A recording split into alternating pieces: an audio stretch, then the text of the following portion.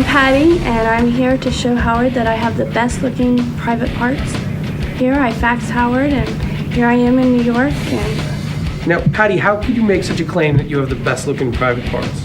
because if you were ever in it, it'd be like oral and anal at the same time. Now, how do you know that, though? I've been told. You've been told. Now, what distinguishes your private parts from anybody else's? They're perfect. They're just perfect. Now, Funky looking things hanging, or we're talking about perfect looking, right? yes, tasting, smelling. You can go through the whole thing. It's all around a perfect. All right, Patty the whore claims to have the best looking private parts in America. And she's here. Here comes Patty with the best looking in America. Right. Well, I don't know if you can sing that unless we declare it to be true. Here comes Patty the whore. Patty the whore.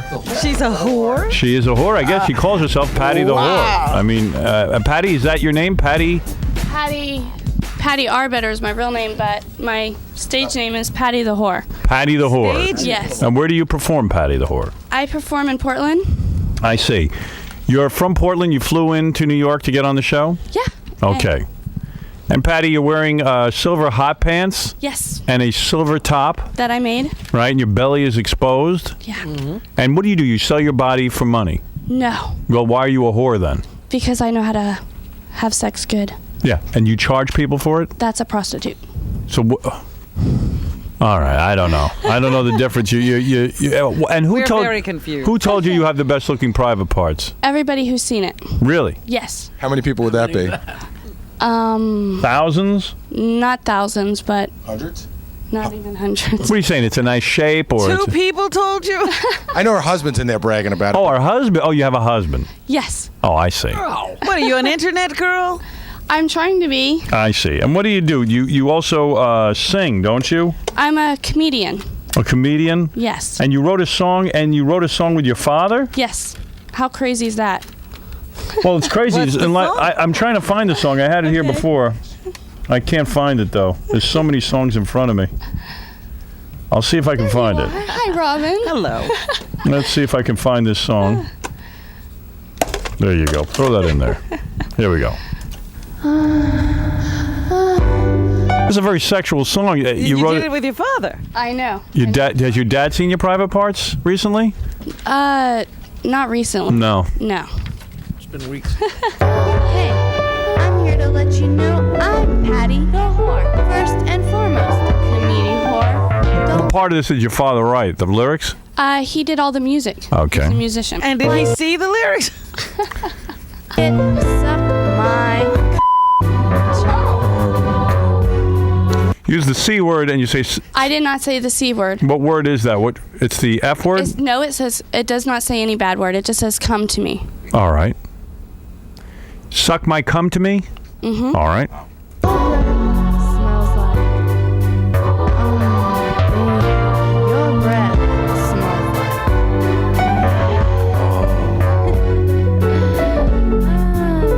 Your dad's a. What does your dad do? Did he say, "Oh, moan more here, Patty"? He just. I mean, really, it's. Did he produce this, or? Yes, he produced it Wow. and made the music, and I just kind of did the vocal track. Would you say your dad's a very liberal guy? He's a hippie still. Well, are you going to show us your? Are you a stripper? Is that No, it? no, You're not. I'm just a Regular girl. regular girl. All right, Patty. Are you going to show us your private parts so we can see what the best looking private parts are? Will it make your day? Is she only with her husband? Yes. Oh. Oh. And I even brought a little prop to show you, if that was okay. Well, whatever you want to do. Now's the Okay. time. Now's the time to do it. All right. Patty the whore Robin, who claims she has the best looking private parts, and I'll explain to the audience. Okay. Well, since you heard I was married, I came up with this little invention to get men from in front of the TV called the Strap-O-Matic. Honey, don't do a routine. Just show us your Yeah. private parts. See, Okay, that's- go ahead. That's very visual. Yeah. Yeah, we're on radio. She's tying things around her waist. All right. Okay, Patty. Here's your opportunity to show us the best looking private parts. In the world. All right. Taking Guinness didn't declare this. No, This we. is just Patty. I think we're the only ones who could verify this. We've seen enough. You're wearing bikini bottom now. You've stripped off your shorts, your go-go shorts, and here we go. I'm looking at him. I don't. What do you think? There you go.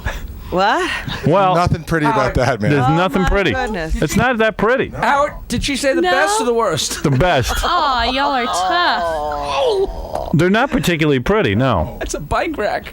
I've seen better looking ones than that. Right. I mean, the best looking one in the world is just okay, Right. looks wise. Patty, who tells you that's so great looking? Everybody who tastes it. All right. You know, Jackie hit it on the head. It's a bike rack. It's Right. just wait, it's What is it, Benjy? I just have to make sure you saw it right because she told me you have to see it not from the back because she has some stretch marks, but from the front. Yeah, we saw it from the front. Oh, okay, Yeah, because don't from worry. the back- Benjy, we're fine. All right, sorry. Believe me, I saw enough. All right. Well, congratulations, Patty, on showing us your private parts. Unfortunately, you're not going to give her the title. No, I'm not. I'm not going to give you the title. Well, good luck to you anyway. Okay, thank you very much. And nice to meet you. That's Patty from Any parting Portland. gifts? No. Give her CD. Give him one of Jackie's new CDs. That's fair. That's what you deserve. And keep recording with your father. You sound pretty good. By the way, if you want to see Patty the Whore naked and to buy her clothing designs, you can go to pattythewhore.com.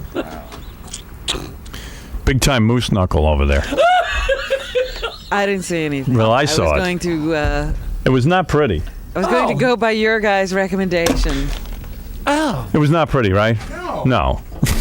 Gary's upset. Now, nobody could have made the mistake and call that pretty. Is that I what had you're the best saying? view. Right. Like a Thanksgiving roll. Yeah. It was not even nice. I mean, like I said, I've seen ones that are you're like, oh, that's not so ugly. Yeah. It's the best thing you could say about it. You'll excuse me if I can't think too clearly. I'm still seeing that girl in my head. See, there's Man. some things you really shouldn't subject yourself to. You know, Holy You cow. know what's funny about that? Like she's to me an amazing guest because she thought up that idea, got on a plane from Portland, flew all the way here because she was so sure it was amazing. Yeah, or maybe she's smarter than you give her credit. Right, maybe she just wanted the publicity. She wanted the mention of the website. No, she actually seemed a little startled when we didn't love it.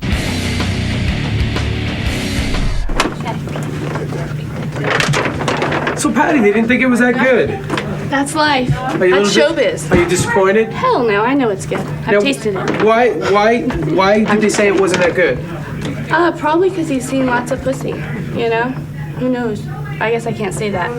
Probably because he's seen lots of them. Who knows? You have to ask Howard that one. But I had fun coming. All right, It was well, a lot of fun. Thanks for coming down and thanks for showing Thank us you. your privates. Thank you.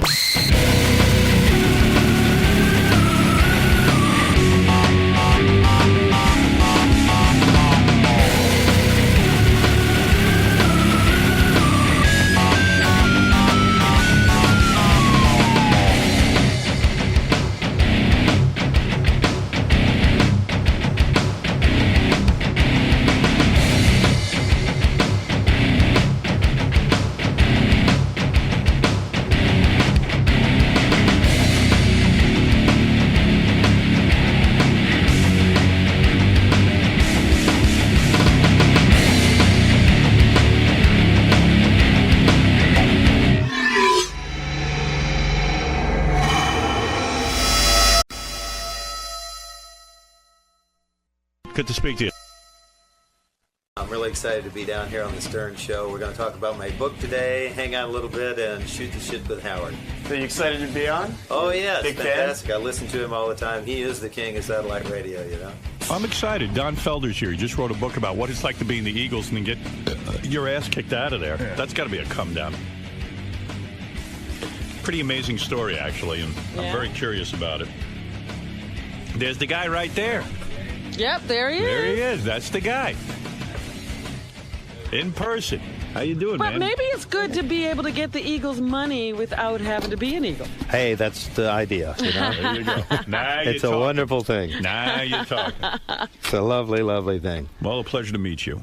Yeah, it's nice to meet you, too. I was actually doing a radio interview up in Calgary a couple of weeks ago with a guy that's a huge kind of radio talk show host up there. Right. And he says, when you see Howard, tell him he is definitely the king of that's satellite nice. radio. That's nice. And What's you that are. guy's name? Do you even His remember? name is Dave Rutherford. Dave. Well, thanks, Dave. That's nice to say. Yeah, absolutely right. So You know, the one thing before we get into the outrageous history of you and the Eagles, I love that video. They showed still on VH1 every once in a while, where of course it's the live Hotel California, and you and Joe Walsh are standing there like rock gods. Sure. And you're playing that duet, the instrumental part, and you kind of lean into Joe during that, and you tell him something that cracks him up during it because he starts laughing. And I always love when musicians talk to each other on stage. It's kind of cool.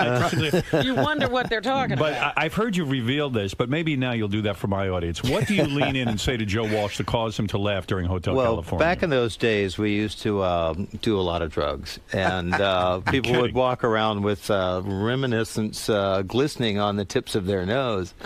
And so if you had that on your face, somebody would say, "Hey, you're showing." Right.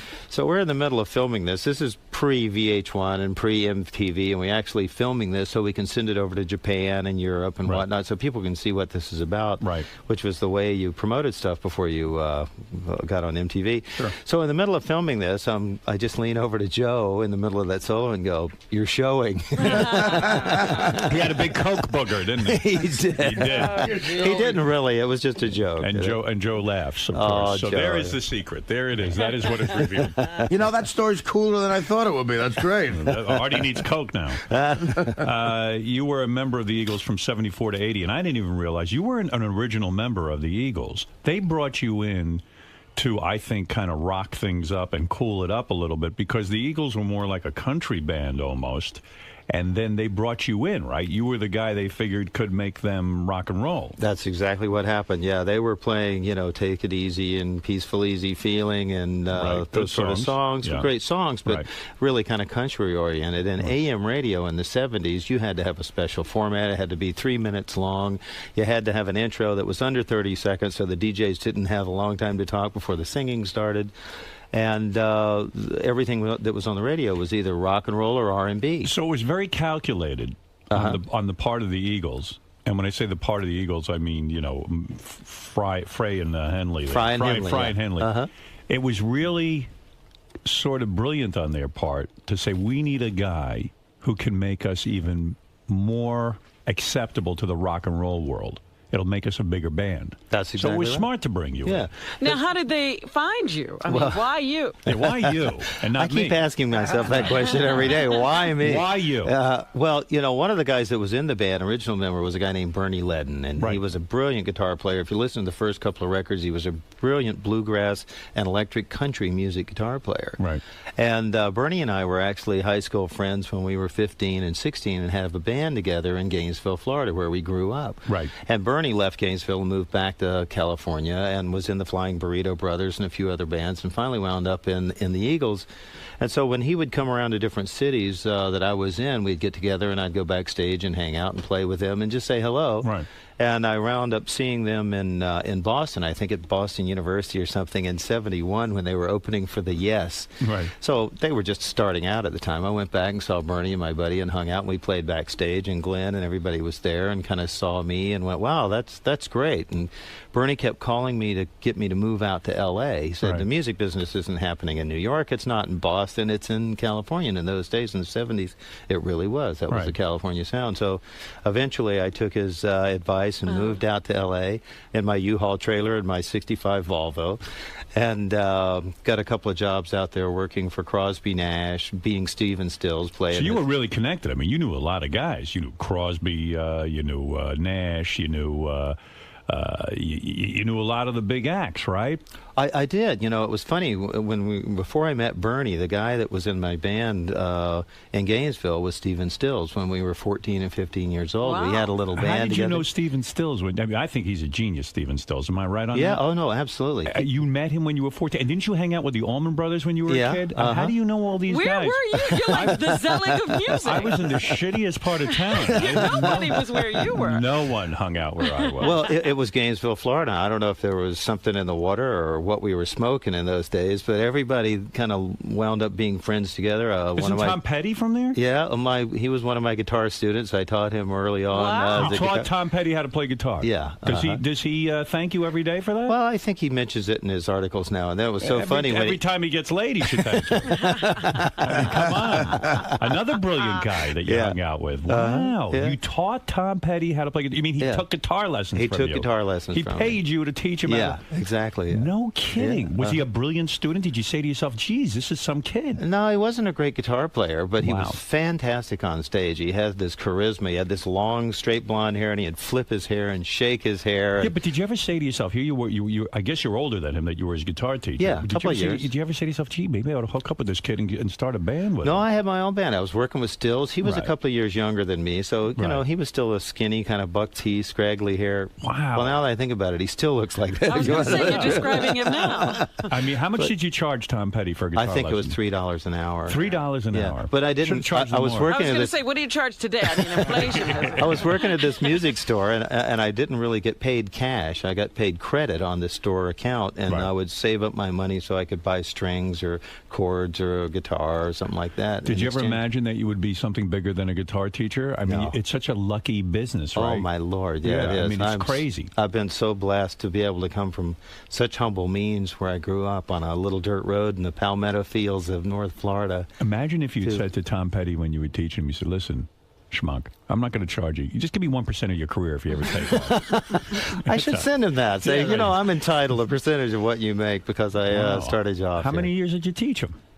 Well, I was there for about a year and a half or 2 years in town before I left. No kidding. Yeah, once Bernie left, I put together another band and actually moved to New York and worked here in New York, lived down on Horatio Street when it was actually the meatpacking district before it was so cool. Did you have credentials as a guitar teacher? In other words, were you you're able to read music and you're able I taught myself. You taught yourself all that? I exchanged lessons in this other school of music. This guy named Paul Hillis had gone to the Berklee College of Music and came back to Gainesville and opened this little music school.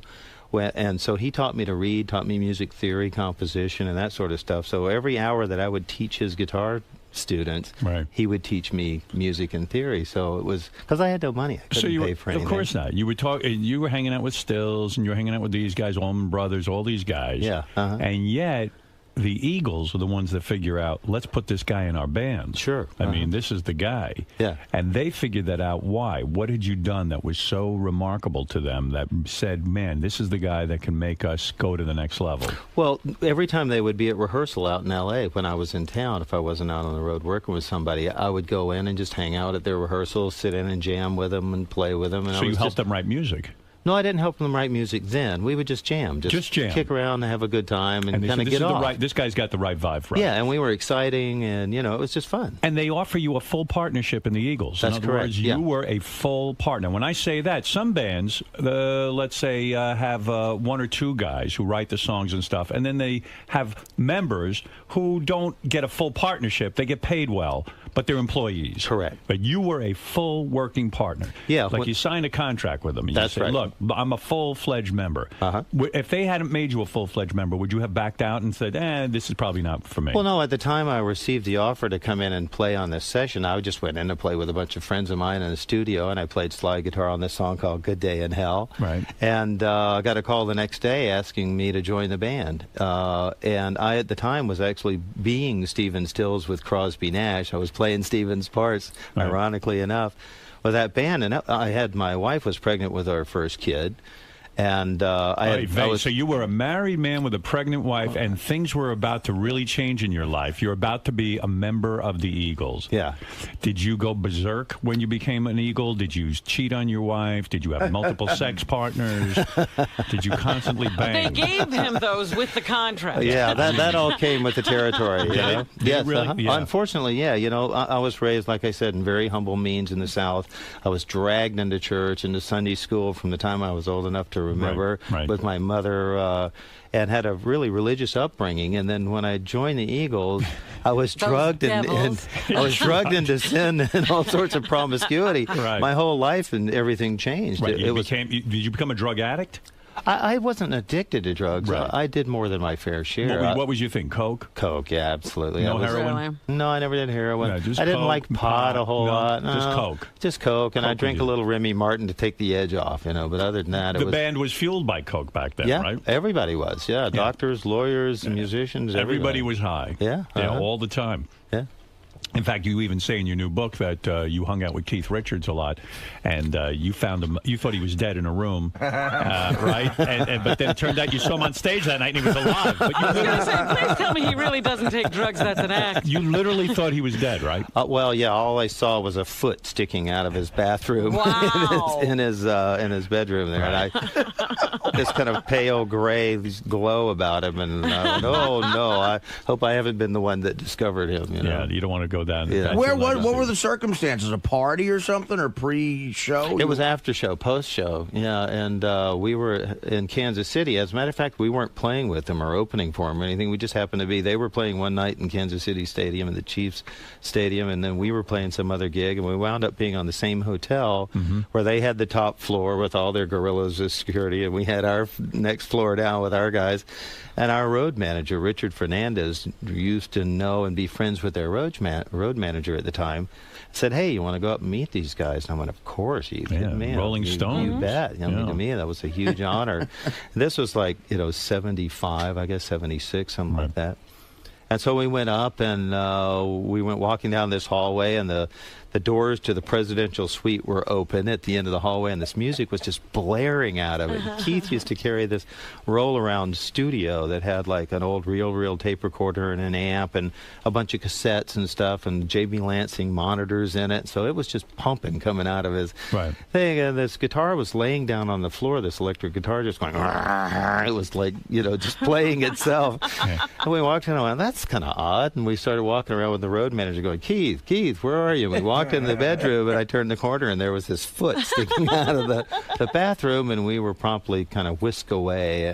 Could you believe you went from being this poor kid to all of a sudden hanging out with Keith Richards and these bands, and you're in a huge band yourself? You must have pinched yourself. I mean, it must have they been weren't huge unbelievable. when you joined them. No, they weren't. No. We were just a bunch of, kids in ripped jeans and T-shirts. Our gigs, we'd drive rent-a-cars ourselves around, and we'd fly coach in the back, and we played like university campuses, and really until one of these nights, and especially when Hotel California kicked in, is where we really jumped up to stadiums. And you wrote the song, Hotel California. Yeah, right? I wrote a large part of it, yeah. You wrote the music for it? I wrote all the music for it, yeah. Right. You walked in one day and you said to the Eagles, hey, I wrote this song, Hotel California. I don't even know if you had a name Got for this it. music. What was the riff that was going through your head? Just the... Well, I just remember that one day I was kind of sitting on this couch in this rental house that I had on the beach in Malibu.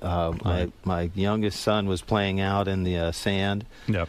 Kind of the California summer sun was glistening on the water. I had on a pair of cut-off shorts and was just got out of the water, and I was sitting there just playing acoustic guitar, and kind of out came that introduction, and I played it and played it and played it about 4 times, and I went, I've got to go record this before I forget it. And when you're having that, do you go to yourself, I think this is a huge moment, but you don't know. No, it just sounded like a kind of a nice progression. I went back and recorded it on a tape recorder, and actually I was working on the songs for Hotel California, and I had like 15 or 16 other songs. And so I threw that idea down and went back out and jumped in the water, and then about 4 or 5 days later I came back and started listening to that reel of song ideas, and I went, I'm going to finish that one. That sounds like a good one. And I had an old Roland Rhythm Ace, which was this funky drum machine that piano players used to play in these bars, and it had a cha-cha beat and a samba and all that stuff. And you hit the drum beat. I found the closest one to it, and then laid down a bunch of guitars on it and played a bass part on it, and pretty much wrote almost identical what's on the record, the 76 record, with the exception of a few guitar solos on the end. So why do guys who have a gem like you're writing probably the biggest song the Eagles ever had, why the hell do they get rid of you and throw you out of the band? Now, okay. Because, it sounds like you were all getting along and enjoying each other at the beginning. That was the heavenly part. The book in the beginning of Heaven and Hell in the book. When's it go bad? Because when the success hits to Frey and Henley, I know Fry. Fry, whatever the fuck his name is. Fry becomes a control freak, right?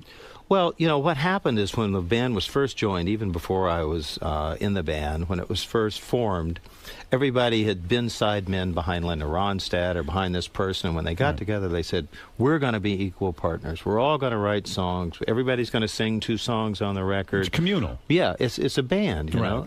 It's not one guy or 2 guys and a bunch of backup musicians. And it was still going on when I joined the band, and that way we formed this company called Eagles Limited, which was a 5-way partnership that everybody owned a 5th of the band, of the name, the merchandising, the tickets, everything. Sounds great. Everybody's driving in the rent-a-cars, everybody's in the studio, everybody's working, everybody gets a fair Everything's share. equal. Yeah. Right. And then as time went by and the main songs that became hits were sung by Henley and Fry, they seemed to feel somewhat more entitled to a larger share of the proceeds and ownership and control than other people in the band. And I know from the book that you began to look into this. You would say to the business manager, wait a second. I'm driving around in a shitbox. These guys have limousines taking them everywhere. Is that what they did? They started doing that kind of thing? Well, yeah, and guess what? When they're riding around a limousine, guess whose share is being eaten up? Being eaten up. That's right. Yeah, that's right. So you know. Well, the you know, there's an old adage in Hollywood amongst managers and in the music business that says, "Pay your acts enough money that they don't ask questions." Right.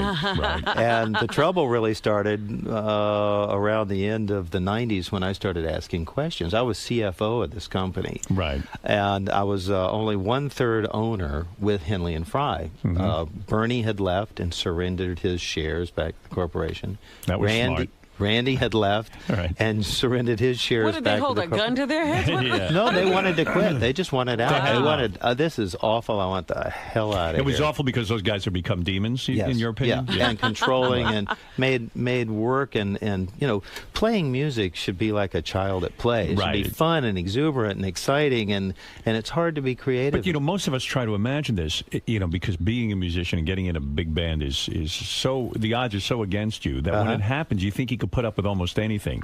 I mean, when you describe things were bad, you're talking about even those guys fought with each other, right? They did, yeah. As a matter of fact, I don't know if you watched the last 60 Minutes interview where they were on 60 Minutes, where Don and Glenn were sitting in this booth together.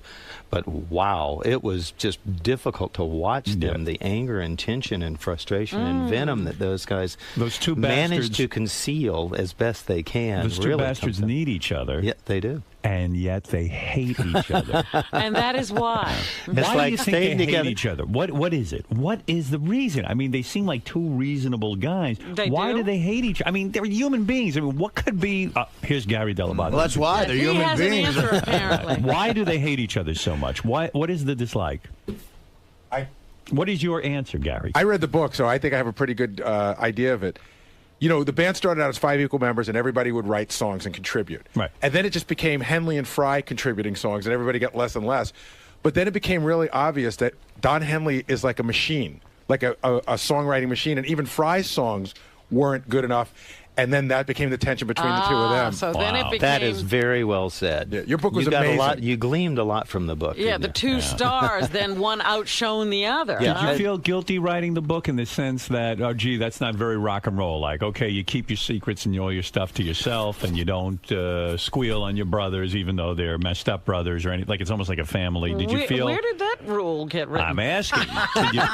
Did you ever have any moments of doubt about writing the book? No, really, what happened was after, in a period of 12 months, I went through a divorce from my wife, which was, we'd been together 29 years. How much pussy were you getting, if I can be crude? I mean, was it crazy? During your marriage. That's fairly crude. We know you can be crude. Don't ask that question. Tell me, what was going on in your life? I mean, poor you. You're married. You probably said to yourself, please, Mr. Penis. I don't know what you call what do you call your penis? I don't know. Everybody. Mr. Penis. Mr. Penis. Mr. Penis. Good, She comes in, Mr. Penis, please, don't lead me to temptation. But it's almost impossible to resist, isn't it? I mean, the well, world you know, is a candy store. we had this organization called the Third Encore, which Right. wasn't my idea. I wasn't in charge of it or anything. We used to go out and do our shows. We'd do 2 encores, and then during the show, we had guys that would go out in the audience and hand out these little buttons. They were like campaign buttons that had 3E written on it, which stood for the Third Encore, to the most beautiful women they could find, by the hundreds, and say, the Eagles want you to come to this private party. It's upstairs at this suite, blah, blah, blah, blah, blah. And so by the time we finished and got off stage and jumped in the car and went back to the hotel, got to the room, showered, and then went down to the suite, which was furnished with champagne and hors d'oeuvres and appetizers and all sorts of other party supplements. It's like the greatest bar mitzvah ever. It would be wall-to-wall with women that were just dying to meet you. Wow. And whose idea was that? Because that person should have been a full partner. He was. Yeah. It wasn't my idea. That should be a third partner, just the Third Encore guy. And I love that there was a name, the Third Encore. I mean, it's brilliant. That guy's a genius. Yes. Screw Hotel California. And the women would be there and throw themselves. How long were you able to resist? Because you were married. Was there a period of time, like a couple of months? No, I was just ravaged with guilt during it all. I mean, to the point where, the nights that I was really high or really drunk, really bored. I don't know if you spend a lot of time on the road, but you spend. I spend a lot of time in my house. You spend 2 or 3 hours on stage, right? And then the rest of the time, 20 or 21 hours, you're just sitting around with nothing to do, and you find all sorts of horrible things to do, whether it's drugs or alcohol. Or Walsh and I, God bless him, one of Joe my Walsh. favorite guy. He was Joe. my comic relief. I just loved the man. He and I would get into all sorts of things. You know what's amazing? Joe Walsh, to me, is one of the most talented guys. He was in the James Gang, wrote great songs. He joined the Eagles, and now he's not a full partner in the Eagles. No, he's not. No, he is. In other words, they pay him well, I guess. He has a deal with them where if he goes on tour with them, he gets paid. Right. If they make an album, he gets paid. He gets paid by those 2 guys. That's how I understand it. Yes. Right. It wasn't like your deal where you were a full partner. And yet, I'm always surprised that Joe Walsh put up with that, because wasn't he too responsible for giving them more of a rock image and that? And they control him so much that he was not even allowed to dance on stage, right? They would tell him no. Joe and I dancing used to dance on stage during all they want to do is dance. Right. And we would get together and play these guitars and dance and just kind of hammer around on the camera. It's fun. And Henley would say he didn't like the camera being moving on away us. from him. Yeah. Right. So we were a distraction from the Don Henley show, and so we were reprimanded. So we literally started standing almost with our feet nailed down to the floor on that And song. you were probably like, well, I'm being reprimanded, but I have just as much say in this band as the other guys. You bet, absolutely. I mean, that's got to drive you nuts. Yeah, I was castigated one night for wearing the wrong color shoes on stage. Do you think it was because you were sucking away? Because I find when I watch an Eagles performance, I always like to watch Joe Walsh because he was always a little bit out of control. He's animated. And now he's Robo Joe. Yeah, I used to do in high school. Yeah. I used to do an impression of him with Hotel California with the faces for my and friends. It was like Yeah. we'd be a little drunk, and when you and him are together doing the solo at the end, I could do the. Right, Those weird faces that Joe made. That's perfect. But as and much the as you chemistry between you 2 guys was hilarious. Right. Yeah. But you see, it was too much for these other 2 guys. These the egomaniacs. It was, yeah. They couldn't handle it. Yeah, the issues really came down to greed, power, and control. And What those do you are think ugly things. as a corporation, the Eagles Corporation, T-shirts, concert tickets, Huge. albums. What are we talking? Billions of Billions of dollars. Billions Wow. of dollars. And you know that because you were a part of you it. were a Yeah, part. But you thought that the books were being cooked, and you sued to get more money, right? Well, no, what happened was I started asking questions, and I started getting these kind of sandbag answers. Mm-hmm. And as CFO, I thought that I should have the right to at least see what's going on. We're How much talking money are we making? We're talking billions Where are of the dollars. expenses going? What's happening? What kind Right. of deals are you guys making for records or touring? Or, hey, what's going on, You're a partners? partner, yeah. Right. And so my lawyer started asking these questions since we couldn't get any answers directly. Mm-hmm. And after he submitted, even though we had been promised in contracts along the way that they would provide us this information, his last letter was sent saying, hey, you promised us to give us this information. When do we get it? And the next day I got a phone call saying I was fired. How can you be fired? You're a partner. Well, that's the point. So if you're a shareholder in a corporation, if if you own or have a position where you work for the corporation, they can remove you from that job. But so they can't. you were fired. The guys As a didn't guy even on come and stage. say to you. They didn't talk it to was me at through- all. They wouldn't talk to you because you wouldn't speak. dared to ask questions about your share. Well, that's right. Yeah. So you did sue. That's right. It was the only way that we even spoke to them and said, hey, you leave us with no resort other than to file this litigation. We don't want to do this. Believe me, I've never been in a lawsuit with anybody, and I hope I'm never in another one in my whole How life. long did the lawsuit take? 6.5 years. And I presume you won and got hundreds of millions of dollars. We settled. You settled? Yes. Why did you settle? Well, So if you settled, you got tens of millions of dollars. well, in that, in that settlement, there's a non-disclosure confidentiality agreement that I can't discuss the intimate details of it. Although I'd like to. But I would imagine you're still a partner business-wise with these Eagles. I can't discuss that. You can't even say that. But see, because I need to know now when they're on stage, are they working for you? I can't discuss. Well, that. they play Hotel California. They close every night with Hotel California, and it's a big part of the show. Thank God you made that deal where you were in writing a full partner. Otherwise, you would have been screwed. Absolutely, That's right. yeah. Yeah, that's And- not very rock and roll, is it? That What, they being did screwed that? in the music business? Yeah. It's historic. Oh, it's Everybody historic. gets screwed. Either the record company screws you, or the manager screws you. But this is or your somebody. bandmate screwing you. Yeah, that's especially, the irony of it is I think Don Henley was the head of Coalition for Artist Rights. Wow. But let me ask you were upset. which is a bit hypocritical. You were even know. upset with Joe Walsh. You felt when you got thrown out of the band, he would have stuck up for you more. Well, yeah, I called Joe right after I got the phone call, and Joe and I had been. I mean, literally, I drove him to rehab. I, put him in my car and took him there and did everything. By the way, everybody drove Joe to rehab. Oh, they did? That wasn't a big deal. Not everybody got him to go in. Well, Go ahead, yeah. I only had me and Joe in my car. I'm just joking. Yes. And so you say you were so close with him, and then you call him up and say, Joe, I just got thrown out of the Eagles.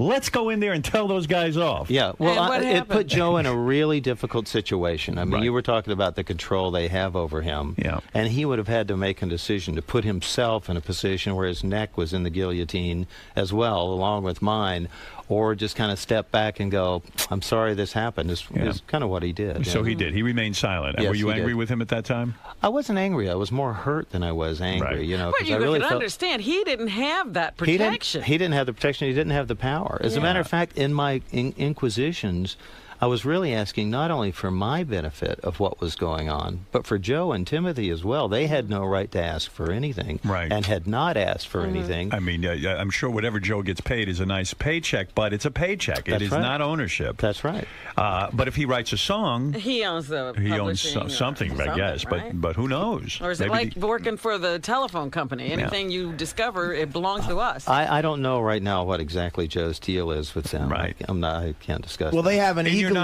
your non-disclosure, what about writing the book, though? Didn't they say to you are not allowed to write a book or talk about us or anything like Well, that? that was their countersuit. And Right. then the last contract we signed, what we would do is we would sign these ongoing contracts for every tour we did. Say, Right. okay, we're going to do this and in this. And the last couple of contracts we signed, they put in this thing that said nobody can do press or radio or newsprint or write a book or anything without the express written consent of Henley and Fry. In other words, you couldn't open your mouth unless they Right. said it was Right, okay. right. Wow, that's I mean, so, but the term of those agreements were only for the tour. I see. But why write the book? In other words, you're a wealthy man. You Okay. have more money than you'll ever Yeah, need. let's go back to where I was when I was terminated. I'd gone Right. through a really long, difficult time, divorce with my wife, 29 years. So half the money went out the window.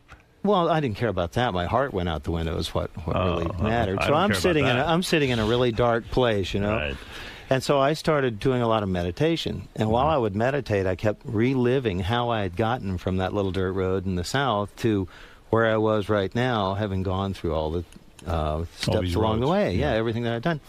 So finally, I sat down at this computer and I started writing this stuff down. Not with the intent of writing a book, but just more self-therapeutic than anything, cathartic. Like a journal, to just kind of start looking at myself and understanding more clearly, mentally and emotionally, what had happened to me. Finally, I've realized I've got hundreds of pages of this stuff, and my fiance said, you should write a book about this. And I went, that's not a bad idea. You're a creative guy. You're looking for creative outlets. But I didn't do it with any sort of like sword in hand to decapitate people or show anybody for their warts or anything, because we all have warts and stuff in our lives. But I'm sure Fry and Henley hate this book. Well, I don't know. I've only heard from their lawyers. I've never heard from them. That means they hate it. The lawyers don't call and say, God, great book. So you have a son from your first marriage. Was he angry with you?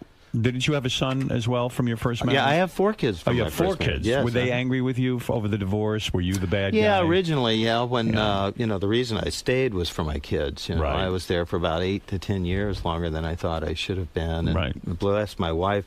We're still great friends. We talk every couple of weeks on the phone. She comes to my house for Thanksgiving dinner. We're beyond all that anger. We've got kids, grandkids together. Right. We have hundreds of friends we share. We see each other at parties. So, why throw a relationship like that that's been so long and so great a way? For all the coke and everything, you look amazingly well. I mean, you're kind of cute too, Howard. How old are you now? I mean, seriously, how old are you now? Do I have to say on the air? Sure, okay. go ahead. I'm 60. I'll be 61 in September. Wow, you look terrific. Wow, see all these guys who turn in 60. How old's the fiance? But she's a youngster, huh? She's 42. All right, that's nice. She'll kill me for that. Where'd you meet her? Is she hot? Yeah, she's beautiful. She was Miss Niagara. She's Canadian and was runner-up to Miss. Cool. It's in the book. There's a photograph in the book. Naked or clothed? No, not. I'm the only one I think lately that's seen her naked. I hope. You never Although know. I am out of town, What a shame that here you make such great music with those guys, and it'll never be again. You can't work with those guys. Well, They you just can't- made it impossible. You never say never. You say, know? yeah, that's Well, you true. did do a reunion. In '94, In yeah, 94. we were back together in '94. How was that?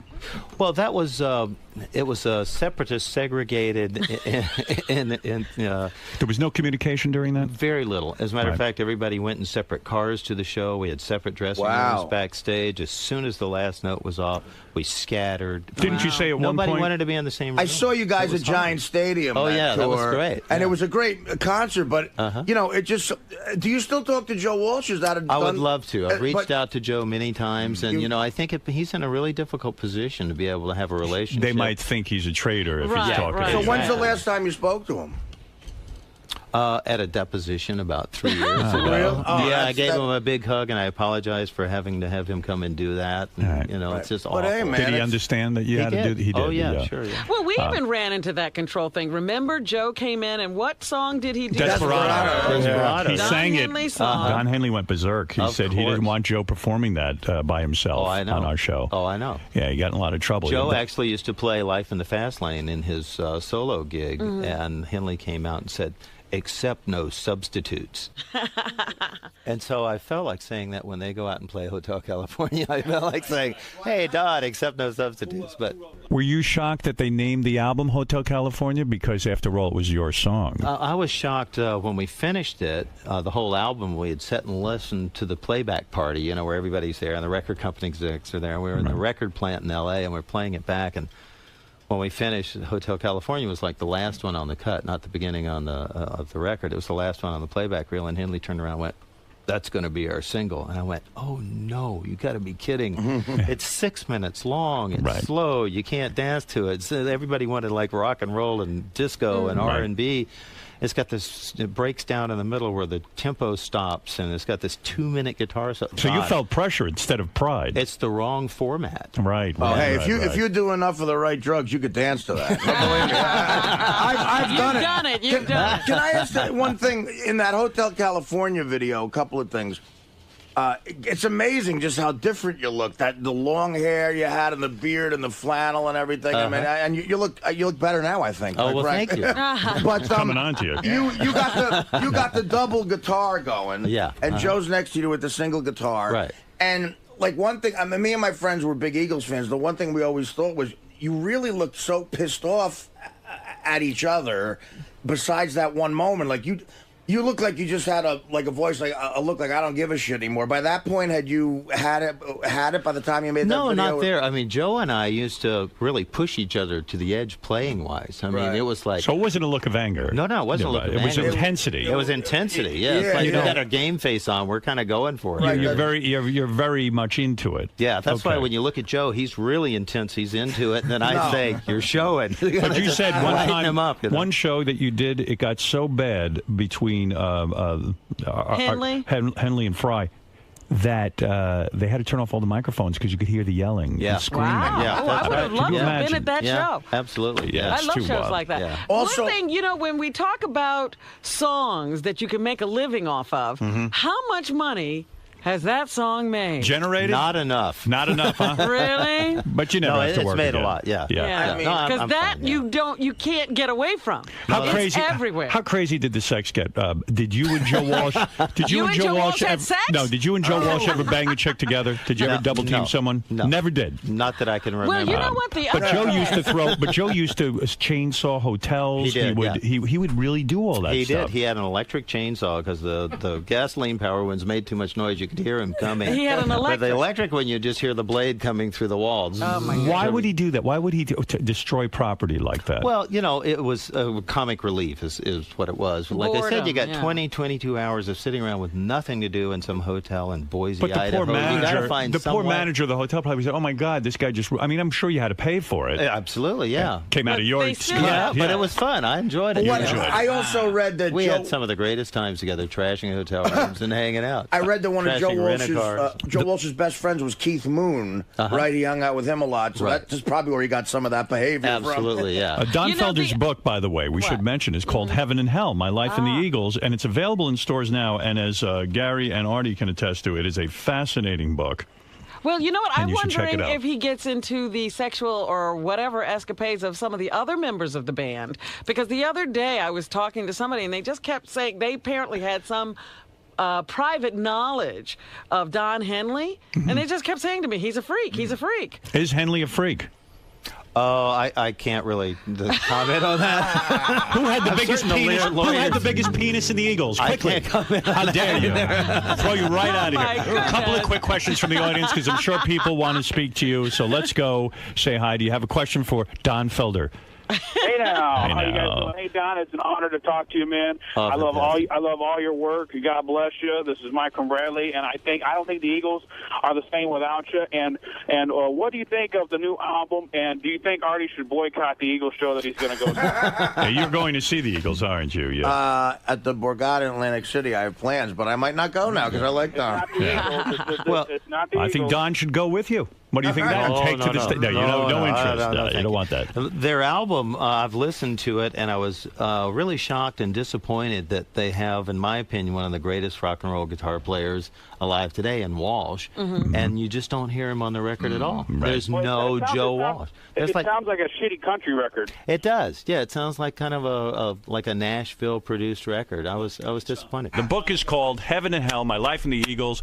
It's available in the stores now. Why don't you check it out? It's very well written. You wrote it yourself, or did you have a little help? I wrote most of it myself. I had a help from an English writer who did a lot of fact checking and took a lot of my ramblings, and we both edited it and condensed it down. But this is really from your journal. This is okay. I was going to say, as a singer, you say fact checking. That's interesting to me because you're writing a riff like that and creating something. There's a possibility that you might have heard it somewhere before and it might be somebody else's thing. Do you get afraid of that? Yeah, well, you have to. Right, yeah. so you have a guy who will check a bunch of legal things and say, no, look, that's original. Yeah, because as a comedian, that happens sometimes you too. Bet. Yeah, you think of a joke and you go, that's a great joke, but maybe I heard it before. Sure, you know? I'm writing a CD right now, about halfway through one for next summer. Right. And I won't receive CDs from anybody. People go, I got some song ideas, because if anything shows up that's even faintly Howard does of the it. same thing with scripts, right? You won't take a script script. Yeah, you have to, because if you're writing, then... You have a real hot daughter, right? She's a model. Oh, she's unbelievable, yeah. How old a girl are we talking about? She's 24. And she's got a real modeling career going, huh? Well, she does modeling, but she's a singer. She's been signed to Warner Brother Records. Oh, wow. She's an unbelievable singer. You have to hear her sing. As a No matter of kidding. fact, I'll come back with her. We'll sing something on the show when a record that'd comes be out. wonderful. Would love that. All right, Yeah, that she's sounds good. fantastic. Well, you're a hell of a guy. It's great to hear your story. I don't know. We're only hearing his side of this whole thing. Maybe Well- he was the flying. Well, I don't know. That's the surprise I have for you. Guess who's coming in next? Howard, can I ask one more quick question? Yes, go ahead, Artie. The you know, you had the contention that you had, but with Henley especially, clearly you're a great singer too.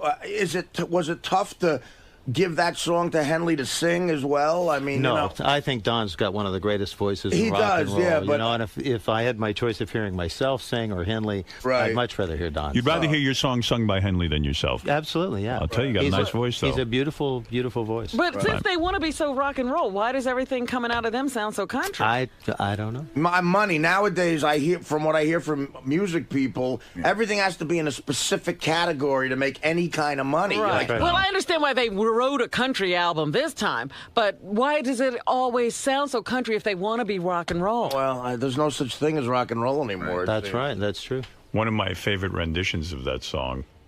See if I can find it. I don't have it. Okay, I give up. Anyway, listen. I was going to play you something funny, but that'll be another time. Another time. Yes. It's GP1 and Pink. Oh, Pink. Well, tell those guys to learn red from Pink. This is one of my favorite. No, guys, this isn't working. It's not here. Trust me. It's a different song. You know, after I know what you're going to play, I think, and after what Don just said, we should leave it there. All right. Thank you, Artie. All right. We're going to take a break. I want to thank you so much, Don. Don Felder's book, once again, Heaven and Hell, My Life in the Eagles, available in stores now. Don. Yeah. How'd it go in there, man? Oh, it was great fun. I was a little nervous going in. I was afraid Howard was going to go for the jugular. But he was very kind to me and very gracious. I enjoyed it. What'd you like about doing a show? Well, it's the first time I've played live on the radio since I was 15. I used to go down to my local radio stations as a kid just to get some publicity and go play Apache or Walk Don't Run or something like that on the radio. It was really the first time I'd done that, and I really enjoyed it. It was great fun. It's exciting. That's pretty cool, man. That's why you were nervous? Yeah. So, you know, it seems like you had some rough times in the Eagles. Was it hard to talk about stuff like that? Not really. Well, it was right at first. It's like any painful separation, you know, when you go through a divorce or lose partners or leave a band. At first, you're really kind of hurt by it, and it's difficult to deal with those emotions. But as time goes by, you realize that for every door that closes, there's a new door that opens, and you can look back at your life and go, you know, I had a pretty good life. I was blessed along the way here. I can't be too harsh and complain too much about it, so I'm happy. That's good to hear, man. All right. CD and talked to Howard. It was the first time I actually used bad language on Sirius. Because you guys are old friends. You've been doing the show for a long time now. A long time, but he doesn't have to keep his finger on the red button anymore. So this could be a better interview. I hope so. Watch it. Oh, there you mother. I hope so. All right. Well, good luck today and have fun in there. Thanks a lot. Hey, Leslie West is here. I love this guy. Leslie put out a new mountain album. I told him to come in and promote the damn thing. I saw Leslie at the Beacon. Just passed all With the Allman Brothers on at the Crossroads. There he is. There's Leslie. And beat it. Still looks good. Leslie, looking better. I always thought Leslie would be dead by now, but Right, he's he still looks running. better. He's still strong and alive and healthy. You look good. Believe it or not, Leslie's my inspiration. I exactly know why you took heroin. How long were you on heroin, Leslie? Long time. How many years? 6 years. 6 years. 6 years. Artie can't say that. Well, no, I'm a pussy.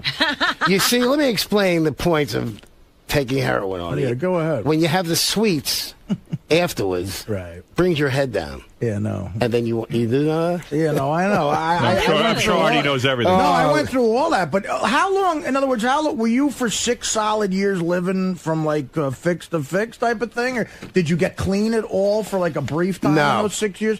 So, wow, so you strung together 6 years of staying on heroin. It's tough to do, isn't it? Did you go through all your money at the time? I mean, if the habit you does know, get expensive. The smart thing I did was all my royalty checks I had sent to my grandfather. Because I was smart enough. Good idea. So how much a day did you spend on heroin? I don't know. Would you say $500 a day? Probably. Wow. And I was snorting it for most of the time. Did you go to the You needle? did go though? to the needle. Yeah, somebody gave me the brilliant idea once. Well, you know, if you skin pop it, you can use less. Oh. You know, For a day. I heard that too. See, that's what Keith Richards said. Keith Richards said he would only mostly skin pop before he would mainline it. And then, Now, what's the difference between skin popping and mainlining? Somebody explained when I went to the rehab hospital and University of Pennsylvania. We're sitting in one of those group meetings, and this guy is talking. He says, "Well, to describe snorting, though, it's sort of like taking roller skates, and skin popping is sort of like driving a car." But shooting, it's like taking a motherfucking 747.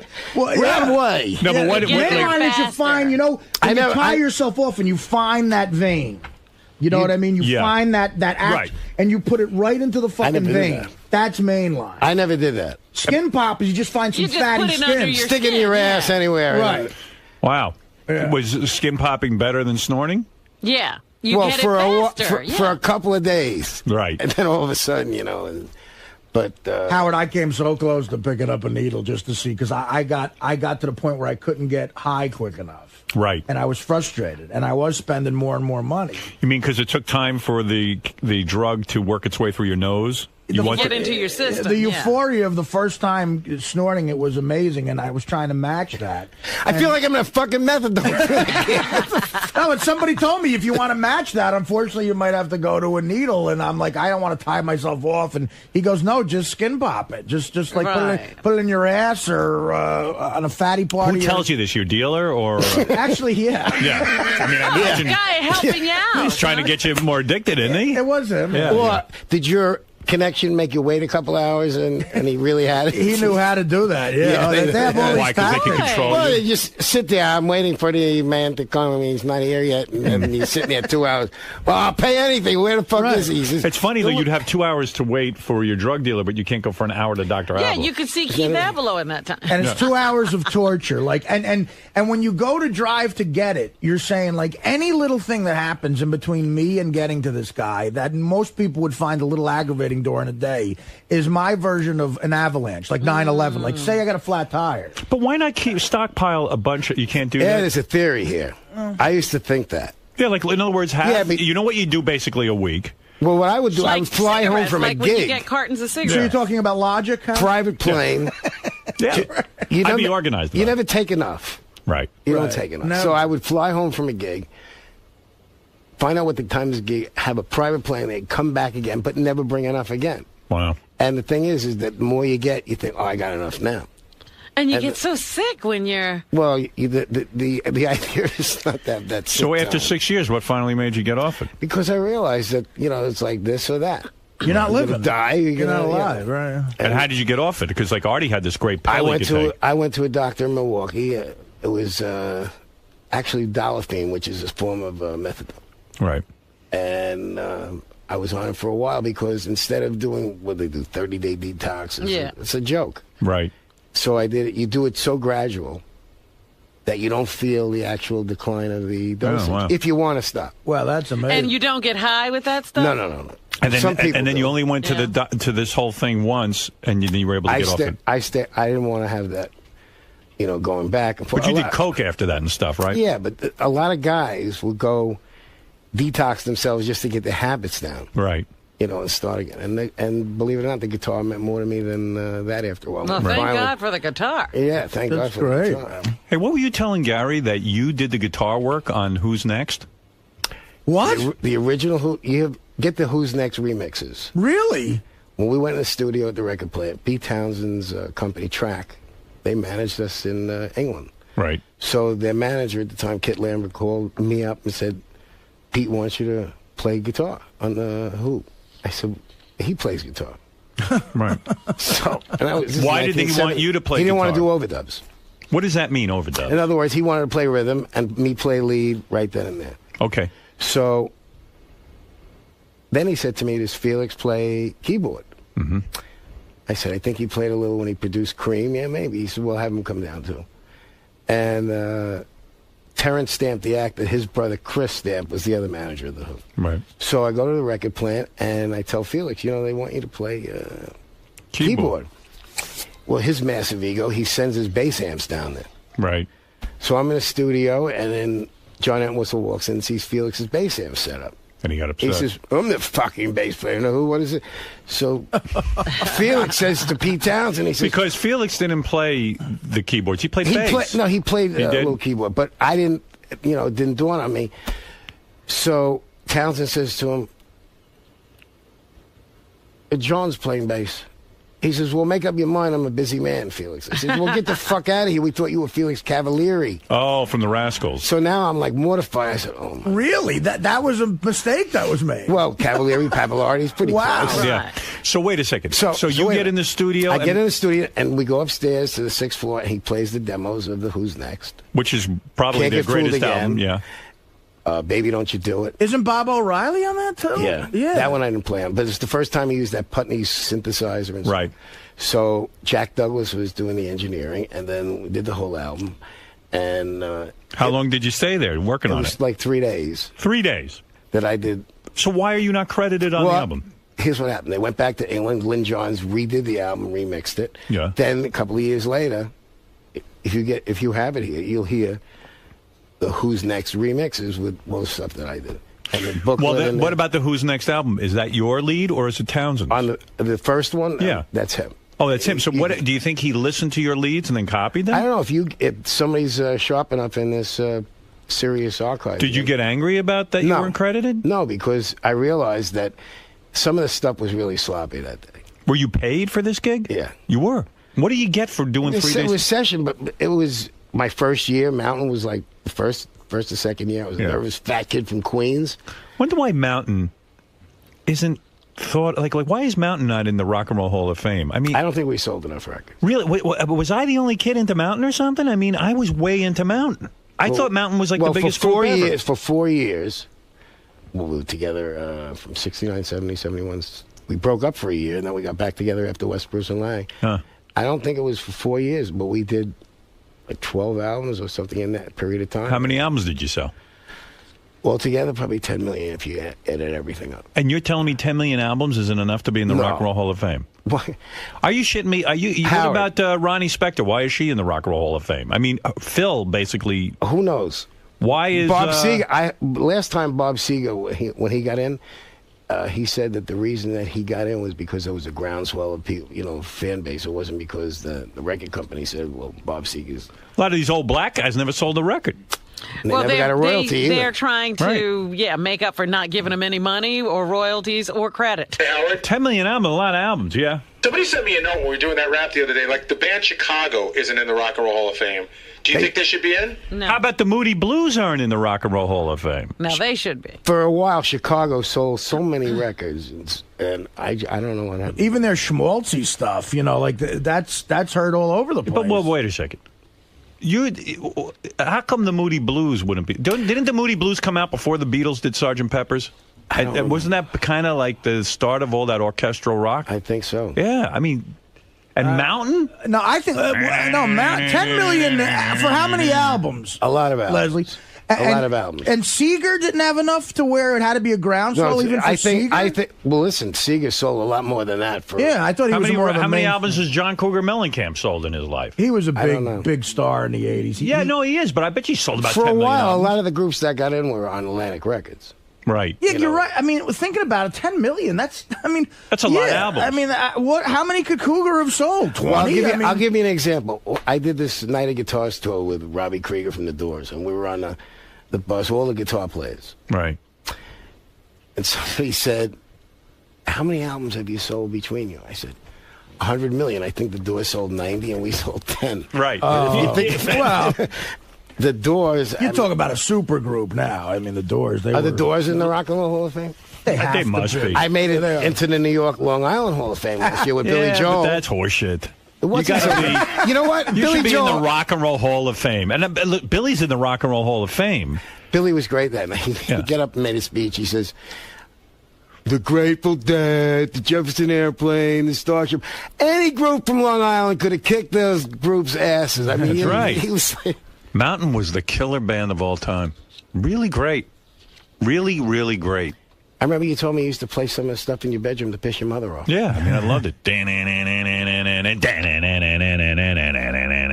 It's exactly the way I sounded, too. Hey, Leslie, when you were saying that with the Who's Next album, the first time they used the Putnam synthesizer, you mean the beginning of like Bob O'Reilly, where it's that's a Putney synthesizer? Yeah, and the thing is, they plugged it in with those telephone cords that what was Lily Tomlin's character on Laughing? Which one? Remember that switchboard? The switchboard? Oh, Ernestine. That's the way you plugged in the different settings with those kind of plugs. Anthony, you're on the air. Yeah, I know what you're talking about. That's how they used to have them on radio, too. Anthony. Howard. Hey. What's up, man? Hey. Yo, Leslie, I'm like the biggest Who fan you're going to find anywhere. And I'm just looking through the remastered Who's Next record, and I can't find your name on anything. Is there a reason why? Yeah, is Baby Don't You Do It there in the booklet? Are you looking in the booklet? I'm looking at Baby Don't You Do It. I don't see your name. Read the booklet. Read it to I'm us. looking through right now. Because I was like totally surprised to hear that, man. Like He's got to read the whole little booklet. I got to really read through it. It doesn't say the musicians on the... No, I mean, it says people like Billy Hutton and Nicky Hopkins and stuff like that, but I don't see your name anywhere. The Who's Next remixes. Yeah. The remixed album with all the bonus tracks and everything. Came out like in there? like in the 90s. You've seen it, right? Yeah. Yeah. I have it in my house. I mean, I was so surprised to hear that you were on it. Well, do you have it right there? Yeah, I'm looking at it right now. Where's Baby Don't You Do It? Put it on. Baby Don't You Do It. All right, hold on a second. Marvin Gaye song. Yeah, Marvin Gaye remix on the remixed CD. You want him to play it? You can. Townsend's on the Want me to left, play and this my song? lead I'll on play the this right. song. Yeah.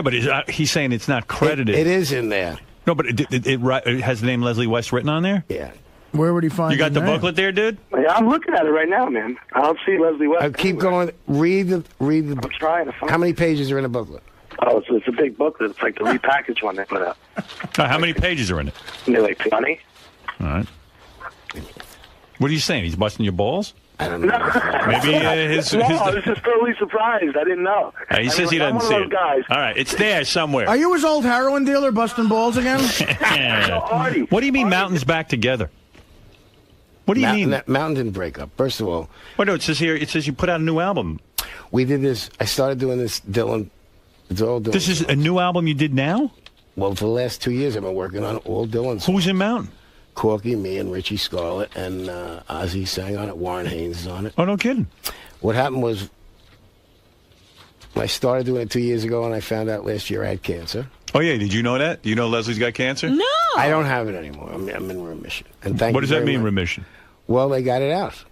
What did you have? Prostate, right? No, it was in the bladder. It was from smoking. From smoking. You smoked with your... Yeah. Leslie used Yeah, to... I smoked with my his dick, penis. Robert. Right. It's amazing Leslie still walks the planet. Isn't it really? I mean, he was always so unhealthy. You thought it was going to be me, Sam Kinnis, on a Dick Cavett was going to Right. No, you're still going strong. I love that about Well, you. you called me, and I guess Dominic must have told you that I had. Yeah, I heard you had cancer, and I got very upset. And Howard calls me up and says, "What happened?" Hey, what are you doing? I bought it. asshole? I What's found the it in matter the with you? street. Anyway, how I found it was by accident. I went to the doctor to have prostate stones removed. And how they do that? They put a scope in your dick. Oh. While You you're were never- medicated, you're pretty medicated. You still take Viagra? No, I never took Viagra. No, you The used to injection. You used to The inject your injection. penis. Do you still inject your penis? Yeah. You do? Why not? I just thought maybe it you- works. Yeah. It works. Still works great. But anyway, he goes in there with a scope to measure the stones, and they remove them with a laser. And after about 2 minutes, he's like, "I never mind. Get dressed and come inside." So my fiance Shay's in the office, and he says to her, "We got a problem." She says, "What's the matter?" He says, "He's got cancer. Oh man, it's malignant." And I'm saying, and I was really fucked up that day, you know, because he told me, make sure you sedate yourself before you come in. Sedate yourself? Oh, yeah, I took a couple of Xanax. The doctor doesn't sedate you? I want to go to the office fucked up. I didn't want to go in there and Right. start, you know. So So you're fucked up, and he tells you that you have and cancer. I don't really know what it means. It hasn't really kicked in yet. So I said, well, what do we do? He said, well, I'm going to cut it out. You did it right there? No. About a week later. Would you go up your penis to cut it out? I don't know. I was totally out, but it took. When you 40 got You know minutes. where the scar was. Was there a scar? What What do you mean? How am I going to see the scar? It's in your bladder. It was in your bladder. No, but how does he get to the Go bladder? through your stomach. No, they went through your dick. Your dick. Right. Oh. But you don't know. My balls ache right now. All right, well, the point is that... Can't they get this cancer without going through your dick? It's your fucking dick. Oh, that's why, Artie. I love people You that got to say- go on a diet. This is why I live a healthy lifestyle. You got to avoid your dick getting fucked with. I've already had the catheter, man, and I Right? was There's I something was to be said for the medicated. catheter. You wouldn't have to take so long breaks here on the radio. Now, did you put yourself under for that operation too? Did you medicate? No, did you the medicate nurse. No, before? they give you real good stuff. Right. And luckily, it didn't go through the bladder wall. Okay. So he removed it all. Then you have to go for a CAT scan, to find out if they got it all like a week later. And, That's fun. Waiting for that. yeah, right. That was a So they joy. got it all. So when you say you're in remission, They got it all, and he. When Did you do any chemo No. or radiate? Nothing. did they I check you was to lu- see if it comes back? Yeah, every 3 months you have to go for. So how CAT scan. long has it been gone? 2 3-month periods. Wow. Now, where do they check? How do they check? They do another CAT, MRI. Oh, okay. If it comes back, man, then that's. But Well, you I think- stopped smoking. That was. Oh, thank God. Yeah, but it's not the cigarettes you smoke today that get you. no. But the point is that when I said to him, he said, "Well, how do you get bladder cancer?" He said to me, "Smoking." I said, Smoking. Really? He said, "Yeah, it's the only." You smoked like a fiend. No, I didn't smoke a pack a come on. day. I didn't smoke Really? a pack a day ever. Really? Never smoked. I always more than a remember pack. you with a cigarette for a while. Well, Yeah. I never smoked more than a pack a day. But the thing is that I love. Weren't there a couple of days? When you let's play be guitar, honest. yeah, come on. When you play guitar, aren't you one of those guys that has to light up while you're playing? I take this drug called Chantix that Pfizer makes. It blocks the receptors in your brain because there's more receptors in your brain for nicotine than there is for heroin. Right. And it just took away the craving. After 6 months, you start. I'll tell you what will take away my craving for cigarettes. Pussy. A fucking pipe up my dick when they're operating and taking out cancer. Wouldn't it be great to be didn't healthy? know- I would love to be healthy. I Hey, really listen, would let me love tell you to be something. healthy. The fact you don't want to hear. I love people that say, "Well, if you're going to get cancer, that's a good one to have." Well, there's no good ones to have, are there? No. Well, prostate Can you seems still to be pee? curable. Yeah, well, it was when you go. The funniest thing. Let me was, tell you about prostate cancer, though. I know guys, so it's pretty curable, but like they get the operation. It takes them forever for like the pee to stop dripping. Yeah. It takes them, because like after you pee, it's still dripping. All you have to do is it fucks your sex life up a bit.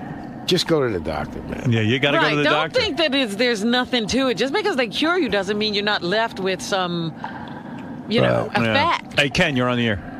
One of the first concerts I ever saw was at the Village Theater before it became the Fillmore. With the with Who? Doors headlining with the Chambers Brothers and the Vagrants.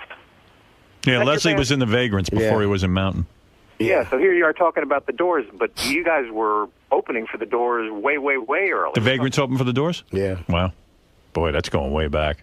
Yeah, Does it it make you was feel great. weird that like Jim Morrison died? I mean, I'll tell you what makes knew me the feel guy. weird when Mountain played a week after the Doors down in Miami Convention Center. Remember when Jim Morrison exposed himself? Yeah. Right. So I'm on stage with Mountain a week after that. And I remember the cops made a real big deal about it. They arrested him or something. And I'm doing my guitar solo, and the cops are in front of the stage, and they're holding back the kids. And the cops were talking and making noise while I was playing my guitar solo. I yelled at one of the cops, "Shut the fuck up." uh-oh. And all of a sudden, the cops came running to the stage. I ran out the back into the car, changed my hotel room. I forgot where we were playing. Yeah, you can't say the F word on stage. Not to a cop. Well, right after That's the number Doors one. got arrested in Miami, Right, yeah. it was like serious times down there. Who Hendrix was the death that affected you, though, right? Because you knew him. Well, I played with him a couple of weeks before he died. Can I just say one last thing and get off? He's like Zelig. What are you going to get off on? Wherever Leslie goes, people die. Yeah. I would get off on seeing Bush and Cheney impeached. Thanks very much. All right, there you go. Oh, that's Like a lot of people agree. Kevin, you're on the air. Serious guy. Hey, Howard, how you doing? I know. Leslie, Yeah. big fan. You're a hero, man. I got to say, about 10, 15 years ago, I saw you at a small club in Port Chester, New York. Howard Stein. And being a huge Mountain fan, it was admittedly a real intimate crowd. You put on the most amazing show, I must say, I've ever seen in my life. Well, the sound man that particular evening was a big fan of yours as well. And you had him reduced to tears by the end of the night from yelling at him in front of everybody and berating him. You yelled at the guy? Probably. Thought it was Oh, I thought hilarious. you made. I thought that Leslie made him cry because of his great playing. Why was I yelling at him, though? I guess you weren't happy with the sound. I thought it sounded fantastic. What do you know? What do you know? First of all, Leslie is nuts when it comes to that He's stuff. a perfectionist. When we, Yeah, he's really crazy with the sound to the point that, like, you know, who even knows if it When makes you a difference? play- It's the way you take out your stress, Leslie. Listen, when you play with Sam Kinison and me at your Yes. concert at Nassau Coliseum, Yes. and you were playing guitar, Yes. and you said, Leslie, I can't hear myself because I turned your amp down? Yes. Because you really That's how couldn't you can't play the guitar. No, that's how I know you know sound. You turned off my amp. As opposed to Joe Walsh, who I went on stage with and turned mine up louder than everyone, and humiliated me. Well, in honor of that, by the way, I have Leslie West's signature guitar now. Oh, wow. Look at that. You Dean. always, wow, that's nice. Not like this. Who makes that? Dean. Dean. Dean Guitars. Well, Boy, that's a nice-looking guitar. Well, I'm giving it to you. This is I'll number play 20. it. Thank you. This is number I'll play that. 29. I'll play that badly as I can. I wanted to get you number 69, but somebody took that already. What number is that? 29. You got to wear the headphones, Leslie, or no one can hear you. He just couldn't get to you. They have a with mic them on. Put those back on. Wow, I could really wail on this. Look at look at the volume controls. What number? Look at is the it? action I get on this, Fred. Oh, yeah. It's beautiful. Look at the volume control. What does it say? Schmuck, what does it say? What's it say on the volume control? What number does it go to? To 11. Excellent. I like that Spinal Tap reference. Dude. Here we go. Look. Howard. If I All right, could let me plug have it the in- guitar back. What? Are you taking it back? Fucking play some shit. Bar chord. Come on, man. I can play. Look, this is a real. What is that? It's a certificate. I'll play this. I bought a new guitar and an amp. Just I hang it on make your noise. wall or something. Oh, maybe that's what I'll do. I'll hang it on a wall.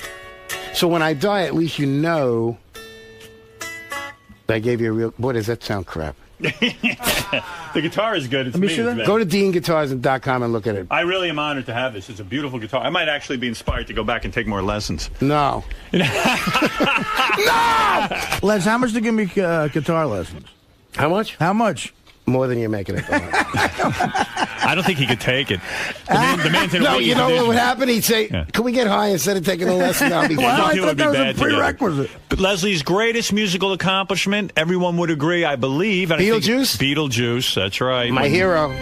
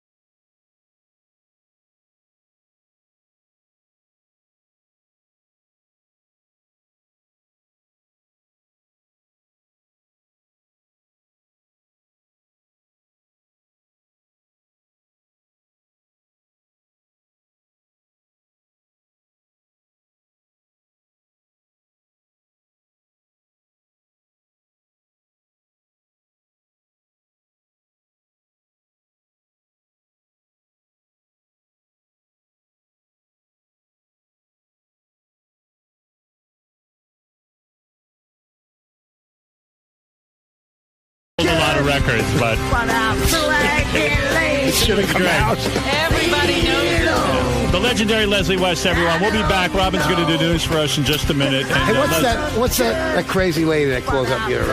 Blue Iris? No, Crazy Alice? black woman. Crazy Alice. I've been practicing this. Okay, go ahead. You motherfucking cocksucking dick sucker. Hi, Richard. We'll be back right after these words. Hey, Leslie. So there's a lot of talk about your health from the past and drug use and stuff like that. Yeah, there's a lot of talk about drug use in the past. Right, exactly. Right, Artie, from the past. It's all in the past, man. Everything, all the bad times, all the Let me cancer. play a devil talk. It's a good man. Guitar lessons, 25 grand a week. That's my final offer. Eating lessons. Well, that's just it, Leslie. Howard was trying to see if he'd get Artie to listen to him, because from your perspective, you've been through all of it. Well, he'll get it, Artie, right? When Artie hits 450 pounds, he'll get it. Do you think, though, he's on a bad path toward, dealing with stuff like prostate cancer, maybe, with the drugs and everything? All I know is he's enjoying himself. Is he enjoying himself? Is that the main thing? Yes, it appears so. You never know.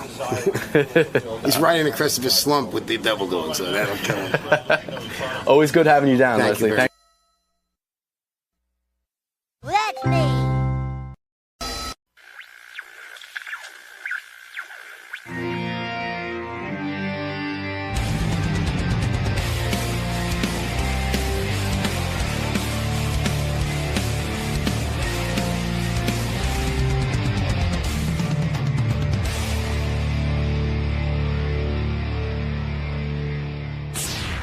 I was so upset with Gary yesterday. Why? I think he's shaking his head already. No, Because then why did you call me if you're going to be... I told you I wasn't. You know what? I'm really actually not that upset with you. It's more the other maniacs that work around here. All right, look. It's going to sound so silly, but nevertheless, when I get off the air after we do the show, I've explained to you that I pretend to go back to my office and work, but what I really do is sleep. Yes. And I've told everyone I'm back there sleeping. Now, JD, you're a little prick. What did he do? He's a part of this? Yeah, he's an asshole. Hold on, nothing. Let me explain to Robin what happened, then you'll get your chance. You can say your piece. So I've explained that I'm just tired. Listen, what can I tell you? I get tired. I take a little half-hour break, sometimes 45 minutes at the most. I take a little break after the show, and I go back to my office, and I sleep. And my office is all the way at the end. Right. I'm next to JD's office. And I've always said to all the guys, can you just, don't congregate around there, because I'm just trying to, it's not like a hospital and you have to be super quiet. Just down by my end of the office there, can you just keep it quiet for a half hour, something? Give me some time to regroup. Can you just calm down? And JD sort of sits there, and he knows what's going on. So Gary came off the wrap-up show, and, I'm there, and I pass out for 15 minutes. I just want to regroup. All of a sudden, I hear, Gary's talking up a storm right by my door, but really loud. I was like, I'm just going to ignore this. What the fuck? I don't want to bust anyone's balls. So then he goes, bull, bull, bull, bull, bull, bull, bull, and louder than before. And I'm like, I'm just going to poke my head out and see what's going on. I'm up now. So I poke my head out, and I go, Gary. He's got the Howard TV camera on him. I go, Gary. Oh, okay. Gary, hey, can you give me a break for 15 minutes? Oh, and he was really sorry and apologetic. He goes, hey, I came off the wrap-up show. I'm sorry. And they asked me to, for Howard TV, he's giving a tour of our complex. Let's see what JD's up to. Hey, JD, what's up? Nothing. So giving a tour. So this is where JD sits. JD's got 6 TiVos. Where he records all the different shows, like when he records Kimmel and Letterman and Today Show and all that stuff. And then, what time do you usually get in? About 4:45. So you come in and then you start. What's your first go-to show when you come in? What's the first thing you look at? It depends on what's happened over the day or whatever. Right. And then you get a lot of emails from people telling you about stuff. I go to a lot of websites. And we also have a service that we use where we could go and catch the 6 o'clock news in Topeka because somebody told us that somebody called in and Baba Booeyed them, or in Arizona, somebody called and said cunt or something like that. So that's what. And JD, he edits all the clips, and then he comes to me in the morning and he gives me a piece of paper and he goes, I got this, this, this, and this, and then I bring it to Howard. I'm gonna sleep back here. I'm giving a tour. I'm sorry. The audience. The audience? Yeah. No, when I leave. Oh, I didn't know you were still here. I really didn't know you were still here. JD, what's the matter with you? Say, Gary, be quiet down. I'm sorry, I didn't notice you down. I knew you were so sorry. Right now, I'm done. It's done. Greg, I told you, man. You don't listen, man. Stand in the fucking hall. I know you said. I didn't know. That's what we're done. Did. Well, what did you tell me? I always tell you, but he knows. The annoying part of it isn't Gary. Gary didn't realize I was back there. I understood that. He forgot. I didn't even know. He didn't even know, but he does know I'm back there. Well, no, because you're usually gone by the time I get off a wrap Well, up. yeah. Well, sometimes we run late with the news. But like the funny thing was not only did JD know, but everyone. Well, that's the thing. So JD's sitting there the whole time. I go, hey, JD. I mean, it's not your job to keep but couldn't you have just said to Gary, hey, Howard's resting in his office. Maybe you should wait till 15 Like minutes. a bro, yeah. Like a bro. And he goes, you know what? He turns to me and he goes, I thought it would be funny. Really? Yeah. And I'm like, fuck you, dickhead. He thought it would be funny for you to be disturbed and to come out. And quite frankly, Ronnie, the limo driver, too, he goes, I told these guys they shouldn't go back. I go, oh, you told them not to go back there? He goes, no. But he let him anyway. But they know they're not supposed to go back there. I walk back and he goes, I warned you guys. And I was like, no, you really didn't. You didn't do a fucking thing. I mean, I don't know why I have him there. Because everybody's playing pranks. JD's waiting for I this think to blow up. Ronnie wanted to see what would happen. Everybody wants the entertainment of it. So Ronnie's a shithead. JD's a shithead. What? You're a shithead. Why am I a shithead? Because you saw what was going on. Oh, come on. Everybody knows the goddamn rule around here. So you're my It's bodyguard. 6 years, dude, okay? Wait, what rule? He had slipped his mind. That nobody goes back there when Howard's here. Hold on. Let's talk about it. Yeah, but you're a dick. You saw what was going on. It was obvious he forgot. No, I didn't see what was going on because I was waiting for you to. It was 3 or 4 minutes before I was supposed to wake you. Right. I was getting my coat out of the green room. I went into Scott to say goodbye, and then I was coming back to say you to wake up. Howard, I didn't. This guy, JD. I go to him. Stop it now. You throw me under the bus all the time, okay? I heard him. He goes. I go, why didn't you say something? He goes, I want to see Gary get in trouble. Yeah. Did you really, JD? What's wrong with you? I'm sorry. I'm your fucking boss. I know. I thought. Listen. First of all, I'd say, hey, that's my. I got your back. What do you want? No, I know.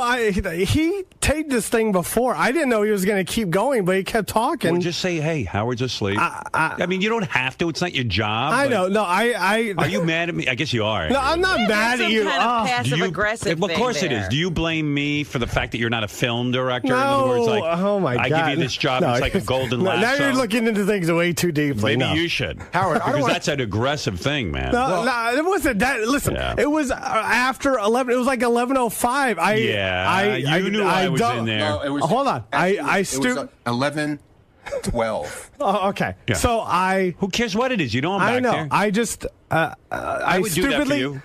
I stupidly assumed that you were almost done. Yes, I did. You turned to me and said, No. There was that. It'd be really funny. I want to see Gary get in trouble. And then you said something else to me like, hey, I wanted to see Gary, What's that all about, by the way? Were you mad at me? No, I'm not mad at anyone. It's I didn't know. I didn't know it was that big of a deal. It was almost. I thought it'd be the I'm end. sleeping. I know, but I thought it was. You're almost done with the. What? Your You don't sleep. know when I'm done. You're usually done like 11, Dude, 11, 15. Every minute is precious to me. I apologize. Maybe you feel I shouldn't be allowed to just snooze out after the show. No. I'm tired. Dude. I know. All right. I know. It's this can all be blamed on me. You're so not a bro. I'm sorry to Gary. I'm sorry to Howard. I like that he goes. I've heard he's almost done with his nap. Hey, there's no such thing as almost done with a nap. Well, think about it. When you're sleeping, You'd had enough, and it would be okay if Gary got busted. Exactly. And then Lee, the producer from Howard TV, was like, he goes, "It's all my fault. It's all my fault." And I'm like, why? When the fuck did Lee get involved? Lee was texting me all day yesterday. He goes, yeah. Let me take the hit for this because it's all my fault. Why? Why is it his fault? He said he should have told me that you were still. He knew you were here. I didn't know he you were did. here. Oh yeah. So why is he doing that to me? The fuck I don't is know. wrong with him? I don't know. He's got Everybody issues. here has a problem. Yeah. What is the deal? Boff takes a snooze after the show. So you're Just calm the fuck down. You're usually gone by the time I get back. Yeah, well, no, I'm not. Sometimes I'm here till a little I'm saying, later. But usually, and I just didn't expect. Sometimes I have meetings. Sometimes I have. Just assume I'm back there. Check first. And Lee, what the fuck is your problem? How do you take responsibility for this? Because I asked Gary to do the shoot. Right. So we set it up, and I feel like because I'm the one who set it up and we know the rules, that You broke the rules. Yeah. And this little prick over here, JD, knew I was back there. It's my fault. The thing is, none of that would have happened if I just sort of thought about before we started shooting. And Ronnie would tell you that, we usually go up I know to it me seems and like a say, dumb thing to "Okay." you guys, but I just No, I don't get. I'm so fucking sleep deprived. I'm walking around like there's a big headache in my head. So if I get a few minutes after the show to just chill, I'm good as new, ready to go. I'm usually it's true. I'm usually No, but I mean, like, cognizant dude, of how you were cognizant. You purposely wanted to get Gary in trouble with me, and you wanted me up.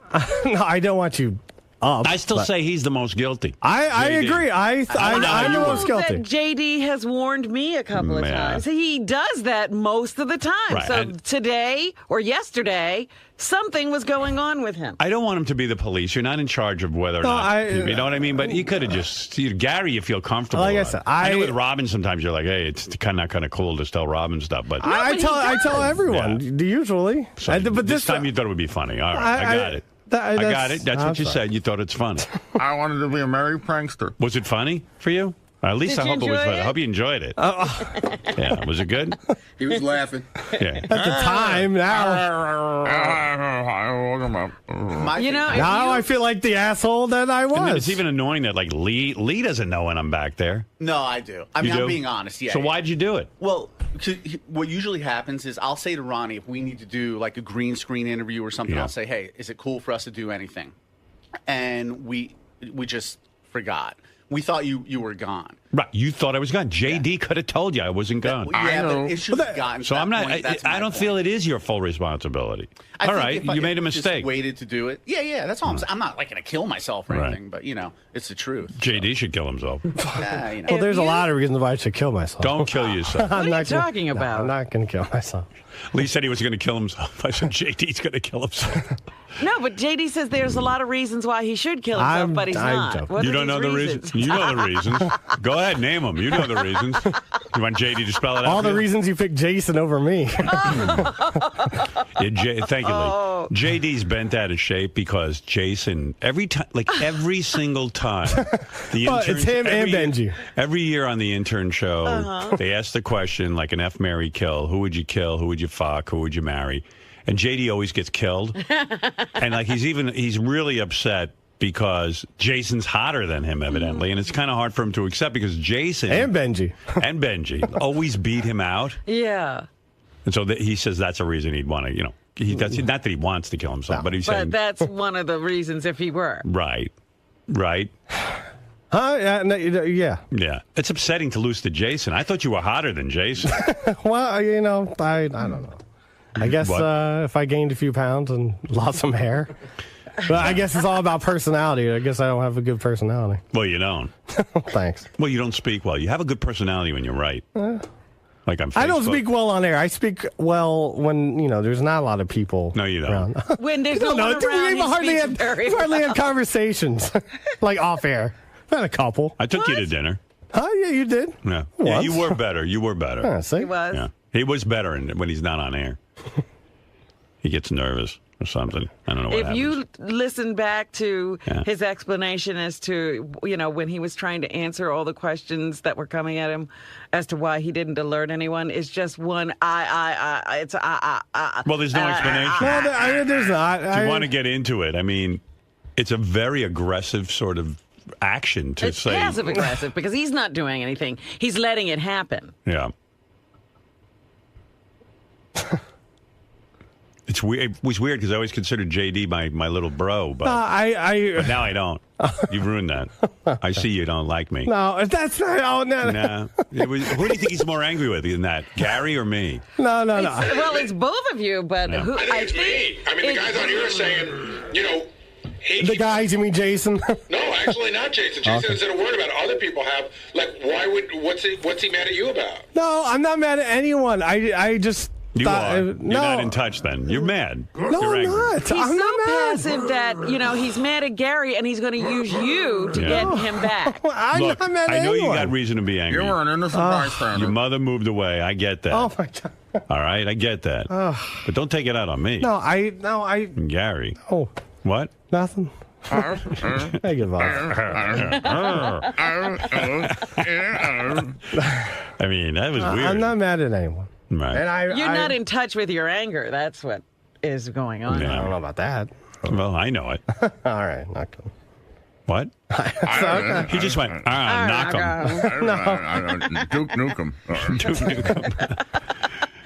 No, it was really weird when I popped my head out and I'm like, Gary, can you just calm down for a few minutes? I'll be done. And then the evil that came out of JD was like, He started laughing. Yeah. He was just that high pitched laugh he does. He goes like a girl, and he goes, that's it. Thank you. That one. And he starts doing that, and he goes, I just want to see Gary get in trouble. Wow. I mean, I didn't know it'd be that. That's what the whole explanation was. Yeah. Frank, can you replay that? I don't know. Yeah, you got me good yesterday. All right. You got me good. It's not so funny. You win. No, I don't win. Sorry. At 2, JD. No, fuck off. At 2. Whatever that means. There's no At nothing. 2, JD. What does that 2 mean? I don't know. It means And you you. too. And you. And you. And you. You're, not you, my brother. Right. At 2, JD. No. That's how I should have said it. By the way, JD, you got me good yesterday. No. You did.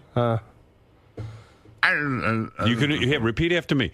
Howard, you're a sucker. Go ahead, say it. You fell into my trap of thinking I was a good guy. Should I say Gary too? No, say Howard, you are a sucker. Howard, you are a sucker. All right. Well, okay, now I know the now truth. we have that. That's not the truth. Well, it's not the truth. No, it's okay. Howard, You didn't stumble once. No, that he says clearly. Howard, you are a sucker. No. Everything else is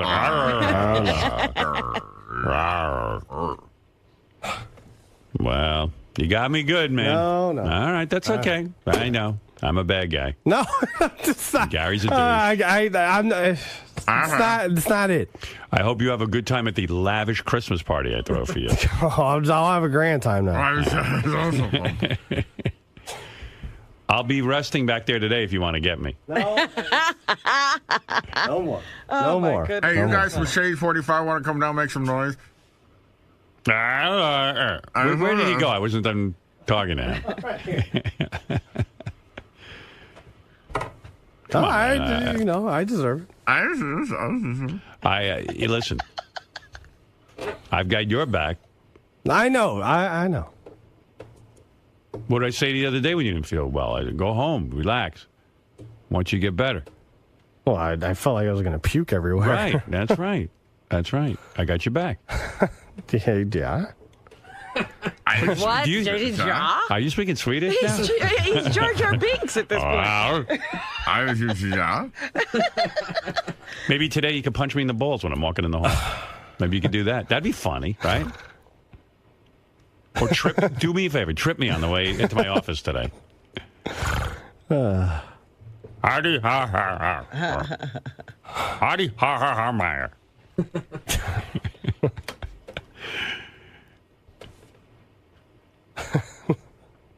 Got me good yesterday. Thank you. Wonder what other practical jokes JD has planned. Nothing. I'm done. I'm out of the practical joke business. All right. Until the next time. No, there's no next time now. When his anger takes over No. him and the evil JD comes I can't resist. Do you have one of those hand buzzers, where you shake the guy's hand and then you shock him? A flower that shoots water. Right. Well, I guess my boy has grown up. And he hasn't grown up into the man I wanted him. No, He grew up to hate you. Yeah. He did. No, I That's don't what hate happens. anyone. I don't hate anyone. A lot of times that No. happens. A lot of times. No.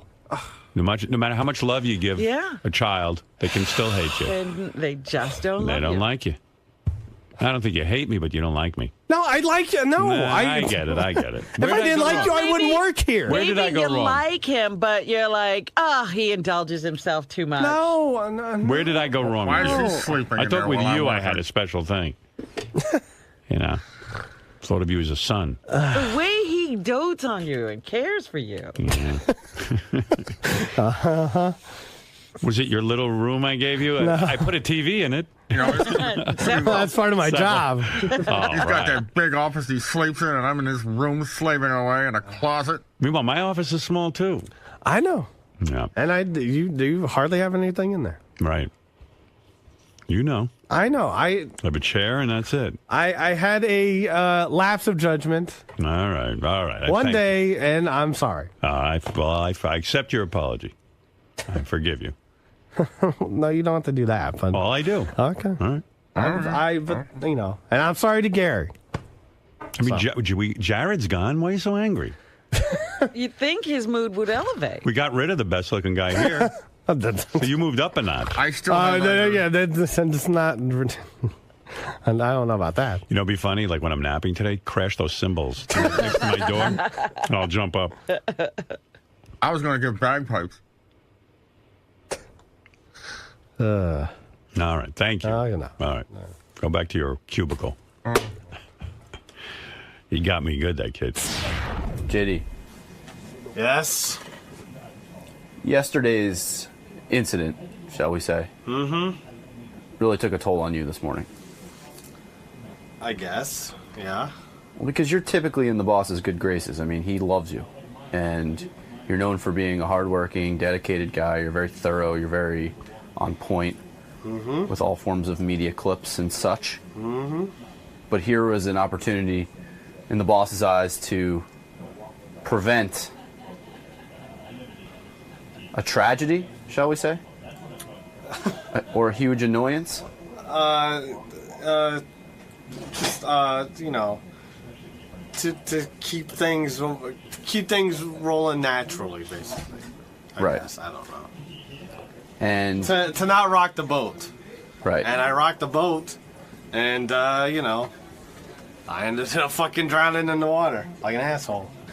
If I knew then that just the whole thing would not be as funny, and I would end up being called a prick and an asshole, and have Howard and Gary thinking of me in a negative fashion, I would have said something. But at the time, I was an idiot, basically.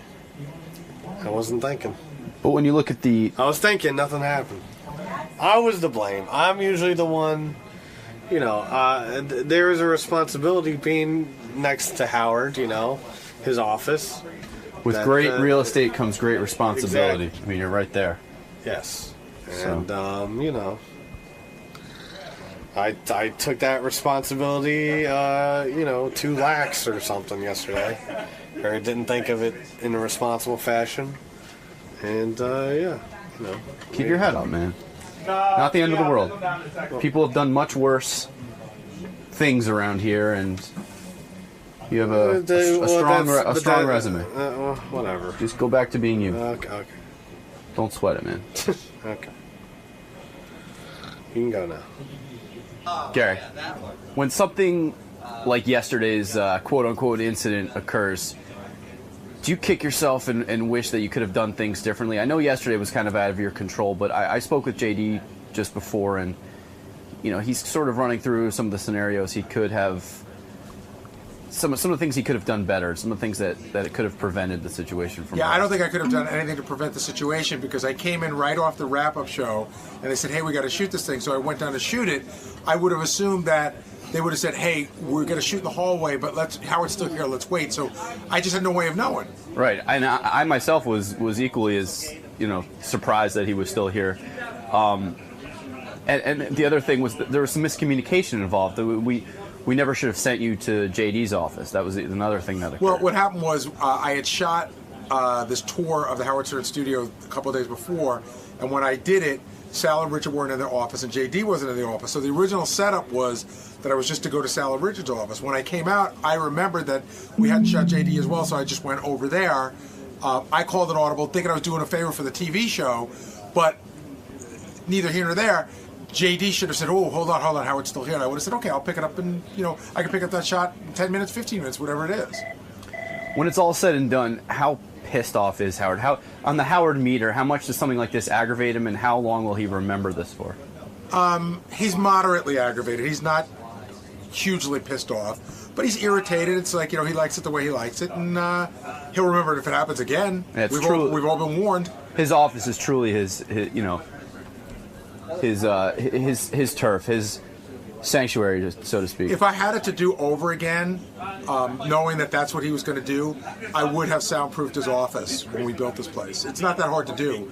It's just some special drywall that you get that soundproofed, and could have tightened up the door a little bit. I would have soundproofed it. Because once the show is over, that's his place of peace. That's where he unwinds and decompresses. That's right. Yeah, Lee. Yes, sir. Yesterday's quote-unquote incident was very preventable, but it was also based on a lot of miscommunication. Yeah. Basically, I think it could have been prevented, like I said in the studio, by me. I actually grabbed you to shoot.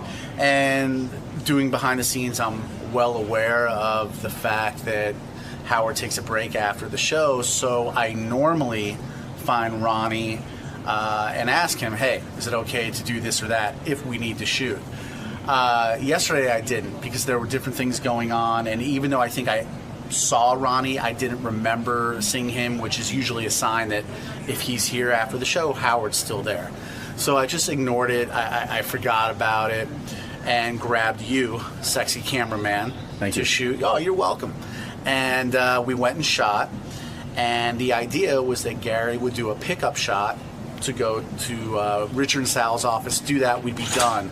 But he continued to go to JD's office, and it's not his fault, but when that happened, I was standing back because I didn't want to get in the shot, and that's when I saw Howard come out, and it was you, JD, and Gary sort of standing there like, holy shit. And I felt bad. So I feel like even though maybe JD was talking too loud, it could have been prevented if I just would have remembered, before we shot, hey, let's wait till later. When things like this occur, and you know Howard, but you don't have a close relationship with him. Yeah. Do you kick yourself like this is the one time that I'm having a little bit of FaceTime with Howard, and it's for a negative thing? No, it's not really like that, because we interview him a lot for behind the scenes. But yeah, I mean, being here 5.5 years in the Stern world, it's still new. A lot of people have been here longer. They obviously know him much better than I do, and he knows guys like JD, Ronnie, and Gary way, way better than me. So it's more like, okay, if I fuck up, it's just a little more impactful because maybe, I don't get to deal with him as much. But you know what? It wasn't like I felt terrible, like I wanted to put a gun to my head. It was just watching those guys sort of deal with it. I know they have thick skin. This has happened to them a million times on air. But I just wanted to be honest, because I could have sat in the control room and watch Howard chew them all out. I just wanted to be honest about it. So, I'm not worried about if Howard now thinks I'm a fuck up. I don't think he does. It was just being honest about the situation. I don't want to get caught up in this, but Benjy, what'd you do to your beard? Uh-oh. Oh, my God. What you happened? fucked it up big time. I haven't looked at him today. He dyed his beard again. Look at that. Stand up. Show Robin. Oh, my God. I fucked it up. Oh, my God.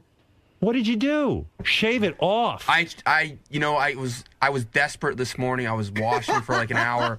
Did you use that Just for Men again? Yeah. Are you trying to escape? Yeah, you wanted? No. What? I mean, it's jet, like almost blacker than black. But there's parts of it that are still red. I know. Did you do it yourself? Cat. No, I was falling asleep when we were gonna do it, and she did it. She did it to me while I was sleeping, or going to fall asleep, and I didn't. And you never washed it off. Oh my God, you look horrible. I was horrified. I was so scared when I woke up this morning. I've been trying to. That can't be healthy, man. I agree. Oh, that is the best. Every time I look at him, I get a laugh. Why did you dye it again? It was fine. You had a nice color to it. We thought it would look better to get it darker again, but wow, there's a lot of work going on here. Good Lord. I can't believe. This is where you're supposed to say I'm more handsome. I mean, look at how this is all backfiring. Oh, my goodness. What else? Yeah. The guys from TV, we can't tell if he's got nail polish on or if it's the ink from the beard stuff. You have nail polish? That was just for fun. I did put nail polish on. Let me last see. night. Yeah. Oh, that's your what do they call that, goth look? I don't know. Grunge. This is my Twilight It looks like Herman Munster. Yeah, it's like Twilight. He's part of the vampire family. She's trying to change him into Robert Pattinson? I'm a chubby Taylor Lautner. She's trying to make him into like a rock star. Right. You know. Hey, Howard. Yeah. One more, because Sal just came in and he knows makeup. He thinks Benji's wearing eyeliner. Are you? I thought I washed most of that off. Oh, my God. What is going on, Howard? What's going on? I told you, this girl doesn't like the way he looks. So sad in a way. No, she loves the way I look. Yeah, I see. It's going really well. She's dyeing your beard and you're falling asleep. She's putting that eyeliner crap on you and letting you fall asleep. She's hoping it kills you. Put it this way, Benji. George Clooney's girlfriends don't sit there and groom him into something else. While they're sleeping. No. She's constantly looking at you and tweaking. Yeah. And all the tweaking and didn't doing anything for her. It backfires. I heard she wants you to get tattoos, too. That's the latest rumor. I wouldn't get tattoos. I know, but she wants you to. Well, you played around with some fake tattoos, but I wouldn't get a real tattoo. Why? It's not my thing. Yeah, no, because your parents would do Well, it. I mean, that's probably how it got. He won't get an earring because he's afraid of his mother. I said, to him, you got to get past Yes, that. I wouldn't Tell want your to touch mother something. to have an That's the way it got objection to- ingrained in me, but now it's part of me, too. I wouldn't want it. Yeah. Tell your mother to start having an objection to beard dye. Yeah, that would help. Jason's taking a picture of Benji's beard right now, and it will be on at Howard. Is it what is it? At Howard Stern? At Stern Show? At Stern Show. Oh, at Stern Show. At Stern Show, yes. Okay. At Stern Show. And it's worth taking a look at, honestly. It's fucking frightening. I looked over. I was like, whoa. Well, that was what cracked me up most, your reaction. It was almost like you were stopped in your tracks. Right. I had that same reaction when Kevin Nealon came in. I happened to look over at Benji, and I didn't want to make him. Right. Benji won't look up for a picture. I'm taking a picture of his hat brim. Why won't you look up? I am embarrassed by it. Ah, stop. Howard, make him take the hat off. No way. Oh, something's going on then under that. What's happening? They probably tried to do I'm not hair taking my hat off. transplant. Look up to the light. Have him look up to the light. You'll see his face. I always do this in pictures. Yeah, but Just, we want to see your eyes. just take a picture of the beard. Oh, man. All right. You got to see this. Where's Benji with that beard? Oh, my God. What the that hell? was the That's not funniest good. thing. I woke up this morning, I was like, fuck. Let's start lying on his skin. That's not healthy. No, I agree. I'm getting an organic thing. Yeah. Hey, Benj. Yeah. Let me see, man. No, I'd rather Please, face come this on. way for it. Come on, turn around. I man. didn't like that. I was embarrassed and came out wrong this morning. All right, Benj, here, just talk to me. I'll talk to you like this. All right. Obviously, I know you're very embarrassed about the beard. Well, it's not that big of a deal, but like, Come on, yeah, I'd turn rather around. not have We like. already have you on permanent the other nipples. camera, you know, in the studio, so. I don't like it. All right, I'll conduct the interview this way. All right.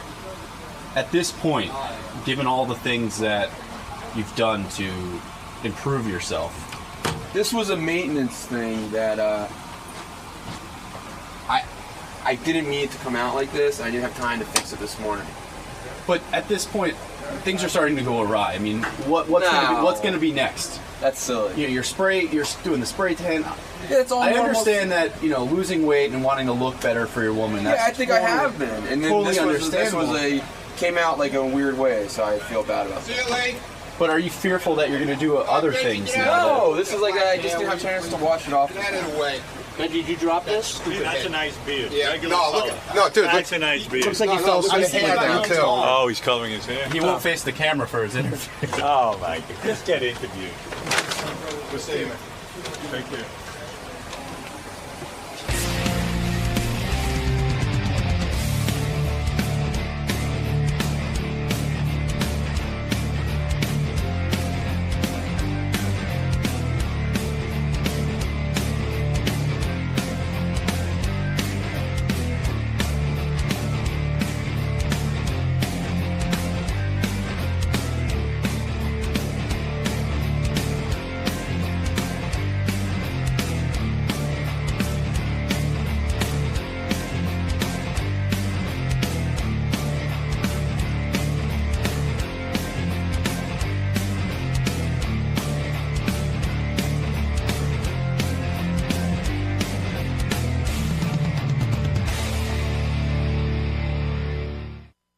Pray his phone number. I saw tape of it.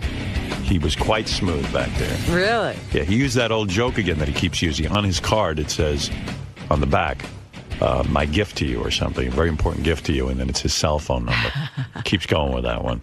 I actually have it on tape. Here's JD making his move on Ashley Dupre. Behind the scenes. Hello, Ashley. So I will give you my business card, which also has what some have called the greatest gift ever, which is my cell phone number on the back. The greatest, I love that. I don't know. I came up with that. So whenever I know you're... He has to tell... JD's so battered from being put down, it's like he's got to... don't worry, no one else came up with that. I did. You're busy and stuff, so whenever for this hot chocolate or I told you I do hot chocolate, so we guys do hot chocolate. So. We'll do something. Okay. Whenever you have time. Okay. So have a good rest of your day. Thanks, JD. Hello, everyone. Okay, goodbye. So whatever. It's very smooth. Very it's smooth for JD. It was actually. It wasn't like...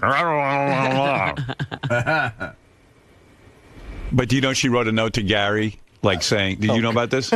No, I don't know. She called me last night. What'd she say?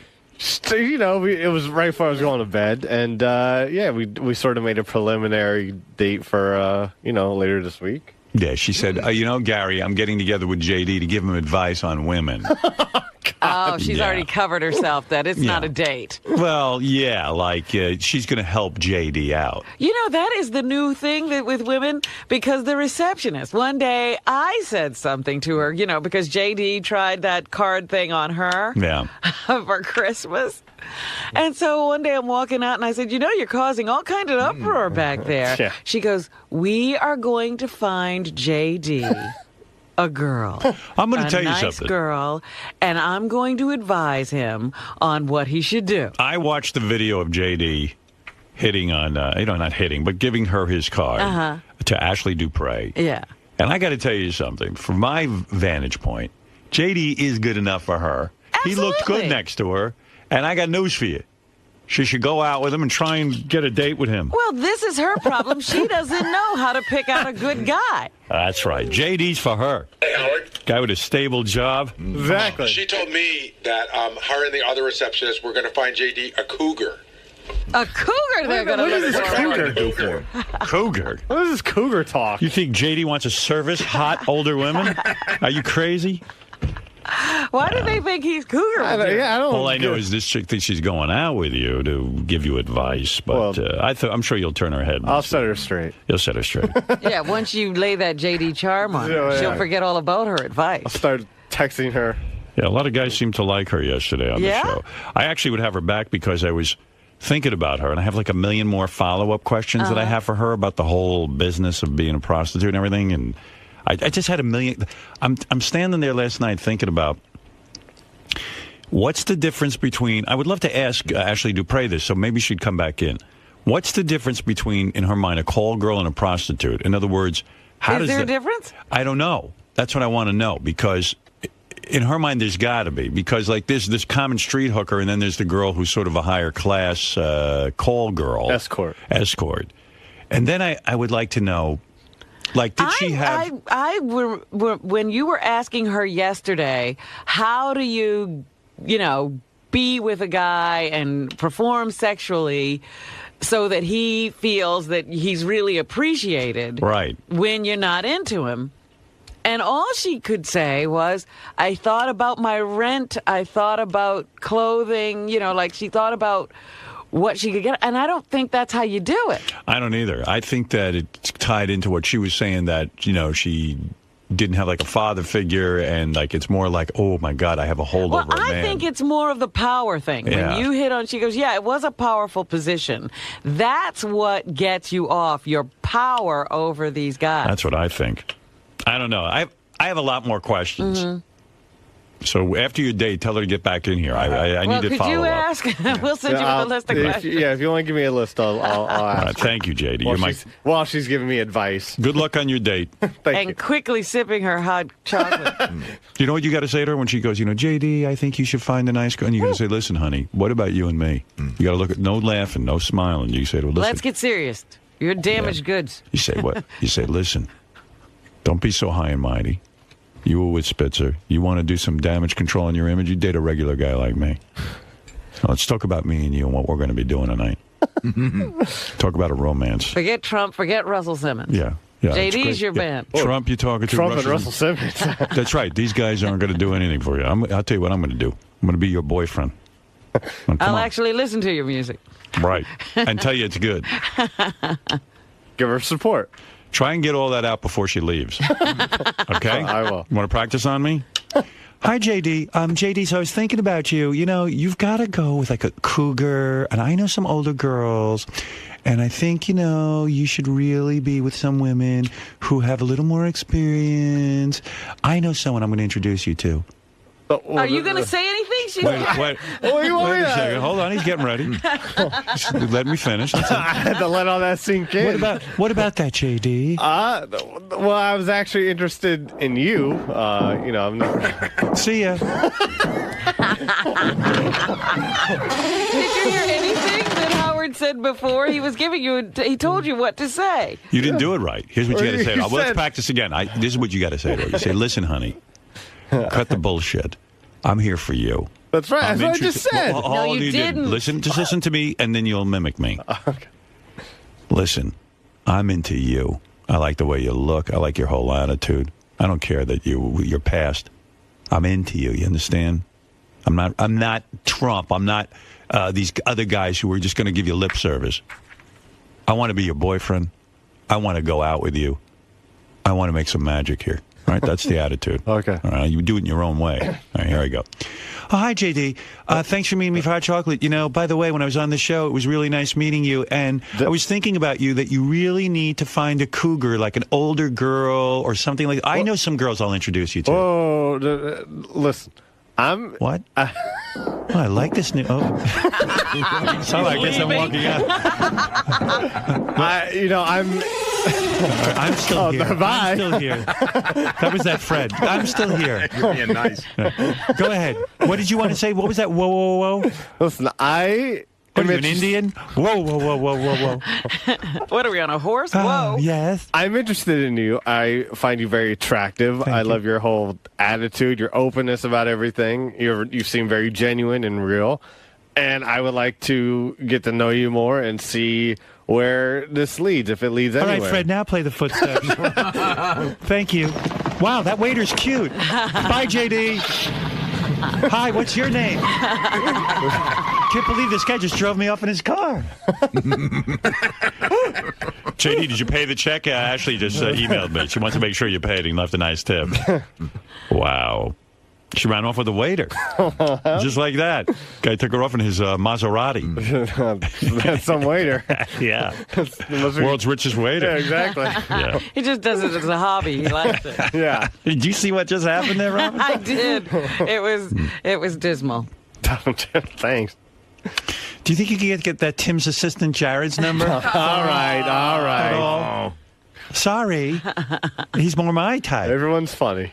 All right. I thought you did a good job giving her the number. It's always awkward. You did the best you could. Yeah, I mean, it was... You used that line. I like that. With So what was you laughed. talking to her about? I mean, you fell in love with her eyes. I mean, what is it you like about her? I like... She seemed genuine and stuff. She didn't seem to put on any sort of fake personality or anything. She seemed to be herself, I thought.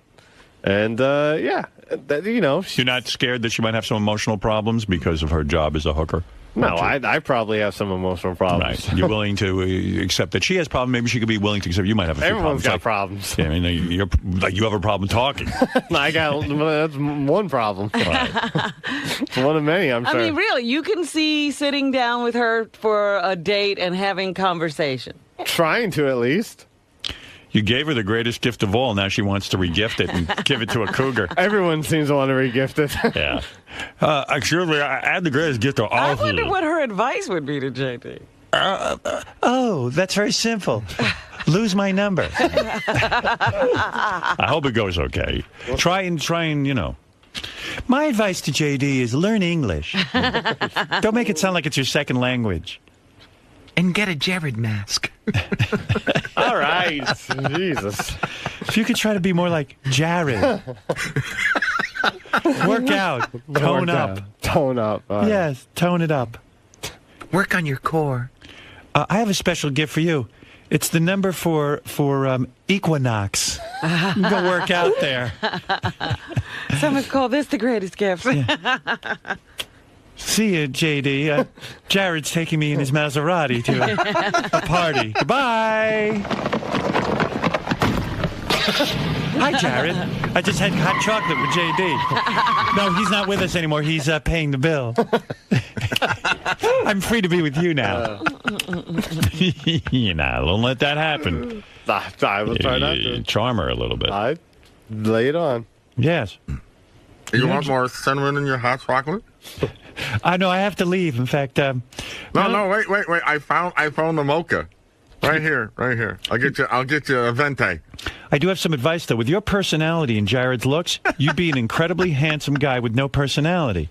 Oh, thanks a lot. That's the nicest thing anybody's almost ever said to me. You know what, though? I thought you guys looked good together on camera. I'm not bullshitting you. If you play it right, I think you could fuck around with her. Once it was slow down, one step at a time. You know. What, do you want to just be a friend? No, but you know, no, he ain't looking for. He's got enough friends. He's got 5,000 friends on that Facebook. He's got a lot of friends. Yeah, I got too many friends. What are you gonna wear for the date? I've something. I don't know. Like like a button shirt and stuff. And I'll look.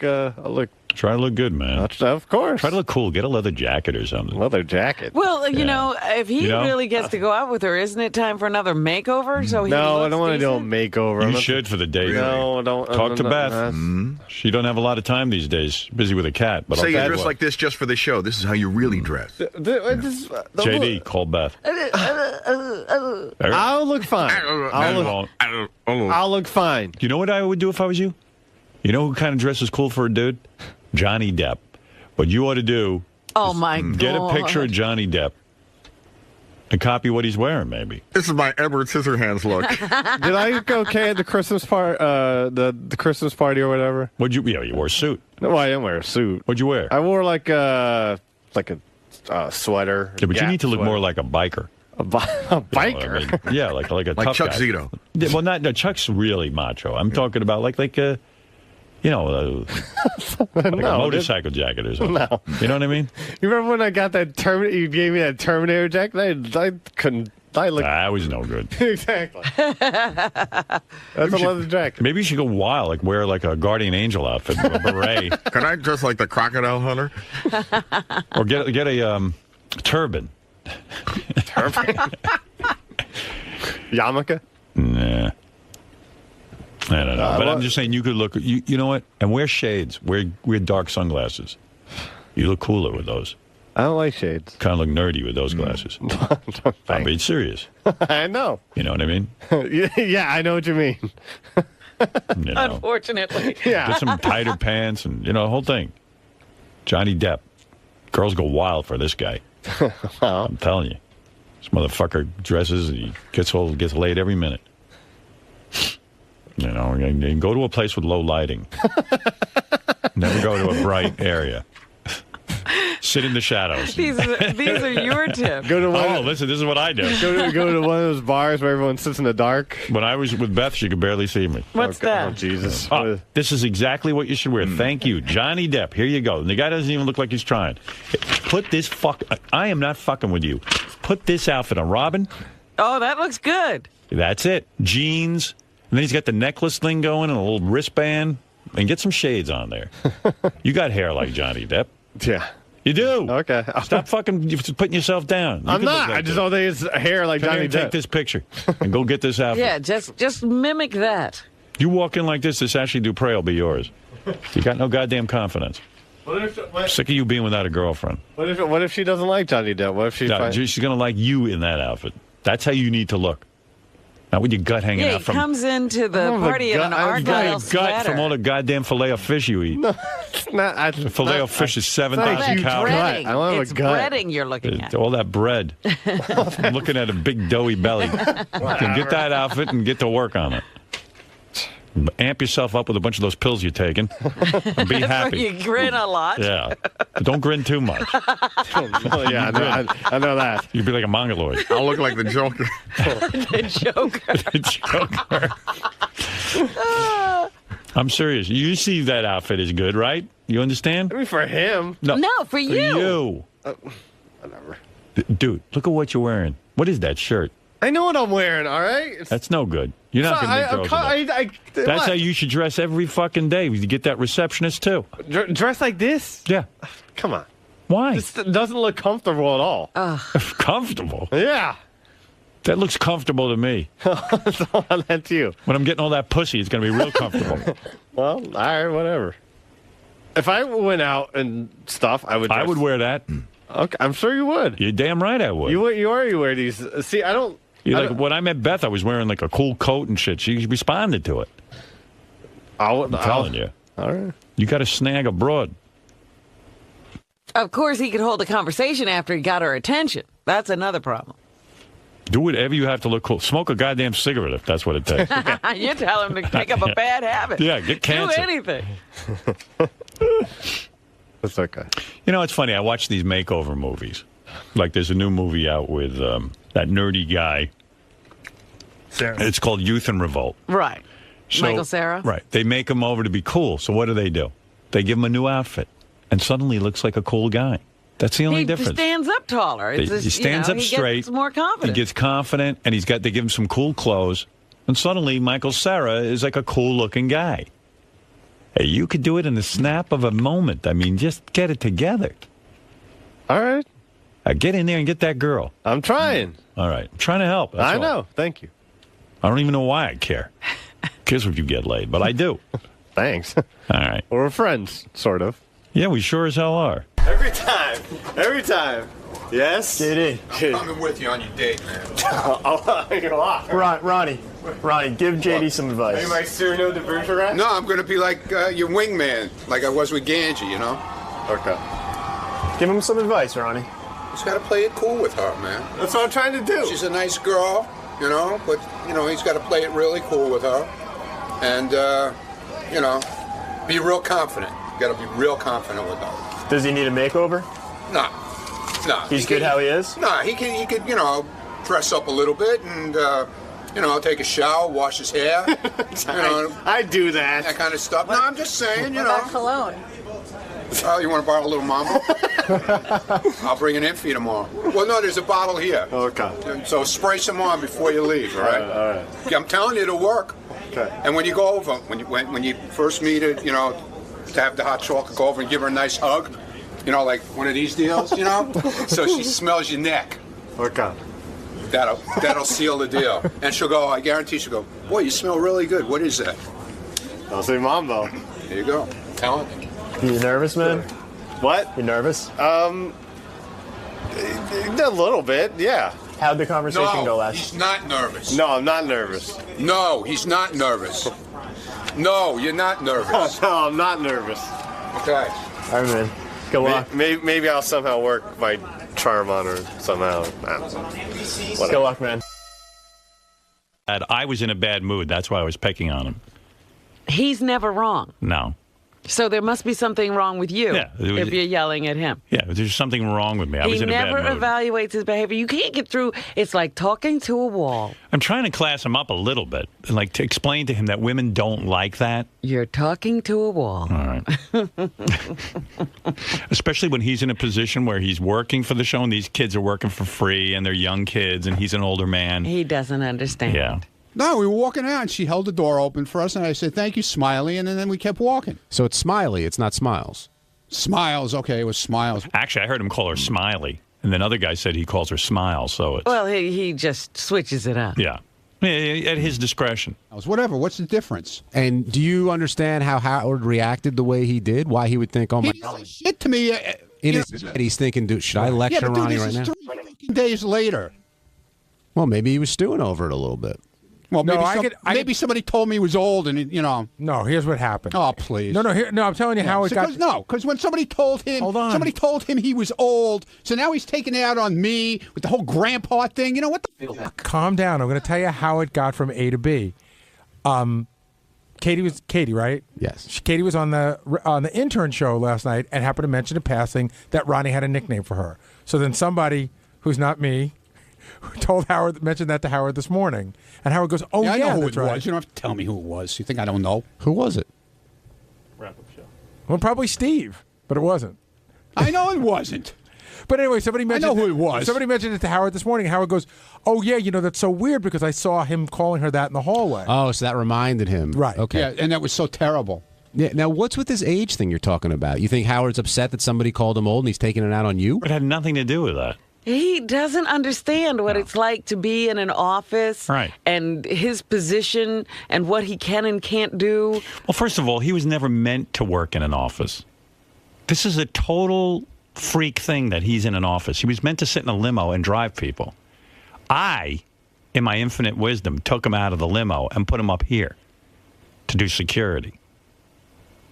See, it was me. Do they tell these interns they're coming into the bizarro world? Yeah, right. I mean, there's and things that happen here shouldn't really happen in offices. I'm telling you, there's no way this guy would have ever ended up in an office environment.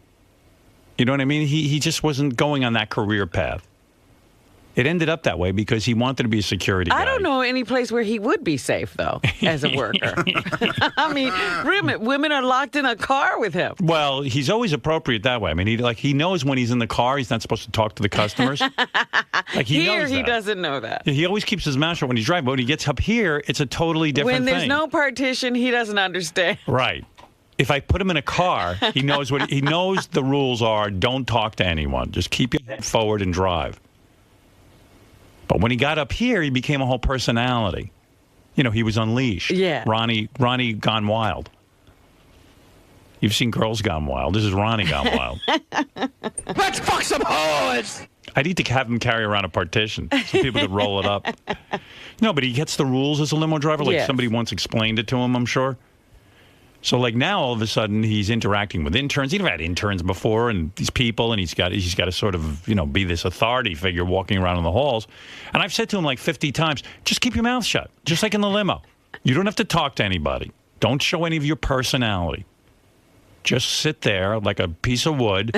When the guests come in, pat them down if they, pat everyone down, not just the rap guys. So everything looks kosher. And I told him, just, to make sure generally that any guests who come in, keep an eye on things and keep an eye on things out in the hall. If anybody gets crazy, tackle them, whatever you have to do. And so he knows what he has to do. But then, there's this gray area where he's just Ronnie the personality. And suddenly there are interns and attractive women, and he goes over to Rick's Cabaret now because Lonnie made him a whole star over there. And these women at Rick's Cabaret who are professional strippers, Lonnie tells him, you treat Ronnie like A-list. Right. So Ronnie walks in there and his head's spinning, like, hey, ladies, and they're like, Ronnie, woo, we love you. So he's starting to think he has a way with women. Yes. And then he sees these young interns who are the same age as the strippers over at Rick's. And he thinks, And he talks to them the same way. Right. Hey, my definition for you is smiles. My definition of you is beautiful. Too hot. My definition of you is too hot. So a lot of the girls who are, they're the same age as the strippers, but they're on a different career path. They want to actually be treated like people. Yeah. It gets confusing to him because he sees young and beautiful, and he's pretty sure he's... These girls like to hear this. Right. Well, you remember what happened in the speed dating contest. We put Ronnie in there, and right away he was inappropriate. He moved his chair into her space and then started holding her hand. I mean, it was just too much. It was like within 1 minute, he was already inappropriate. Marie, this is Ronnie. Ronnie's just coming to the seat. Ronnie hasn't said a word. All right, as soon as you sit down, it starts, Ronnie, or as soon as you get in front of the mic, it starts. There Ronnie we go. moves his chair first thing. Hi, Maria. Hi, Ronnie. Nice to meet you. How you doing? I'm good, and you? Good. Very pretty. Thank you. How long you been in the United States? 2 months. 2 months? Mm-hmm. A month? 2 months. 2 months. Oh, okay. What do you like to do? You like to hang out? You like to party? You like to... What do you like to do? And he came in last. And then he was like, I don't care. Right, right. I don't care who's last. Big deal. Oh, my God. I mean, that should have been a wake-up call, right, in a way? Oh, I didn't need that. Yeah. Adorable is the next step up from being hot. You can be hot, but you're not always adorable. Got that? I don't know. Does she understand it? She understands it, but she speaks my language. So you know what my language is? So she would be considered adorable. She's adorable. What about when I was on the Sibian getting the poison out? Was I adorable then? Oh, that was really adorable. She speaks my language. Creepy. She speaks creep. She speaks creep. She's fluent in it. She works at a strip club. She meets creeps all day and night. Hey, how are you doing, Toots? Toots? She was hot, adorable, sexy, great, getting out the poison. She was awesome. What are the other definitions that you have? What would Christy be? Christy Is a pain in the ass. Besides having a 50-pound ass, Is a pain in the ass, right? is smoking hot. Oh, yeah. Smoking hot. Getting on my good side. Now, smoking hot, the difference between smoking hot and adorable is she's got like the whole sexy routine going on. She's a little bit adorable, not 100% adorable. But she's got the sexiness, the craziness, the lunacy in her. You know what I'm saying? She's up for anything. Really? Really? Really? Anything? You didn't know that, huh? Wow. He's got these girls pegged with his definitions. And I try to explain to Ronnie that these girls don't give a shit. They just want to make money. In fact, sitting there talking, they're not getting paid. But he doesn't believe me. Oh, no. They've got him convinced. Right. That he's a stud. Yeah. And why would he give that up? Remember when one girl was super smoking hot? Do you know about that? Here's a definition of above smoking hot. I mean, just look at this girl's face. I mean, and the minute I saw her, all I kept doing was looking for those eyes. As soon as I saw her, I tell you, he's like Hugh Hefner over there. He gets over to that Rick's Cabaret, and he's Hugh Hefner. He's got everything but the smoking jacket. And you know how Hugh Hefner thinks he's a stud? Right. Or Ronnie thinks he's a stud. Those eyes get you, like, forget it. You can't stop looking at her eyes. And then she turns at you with that smile.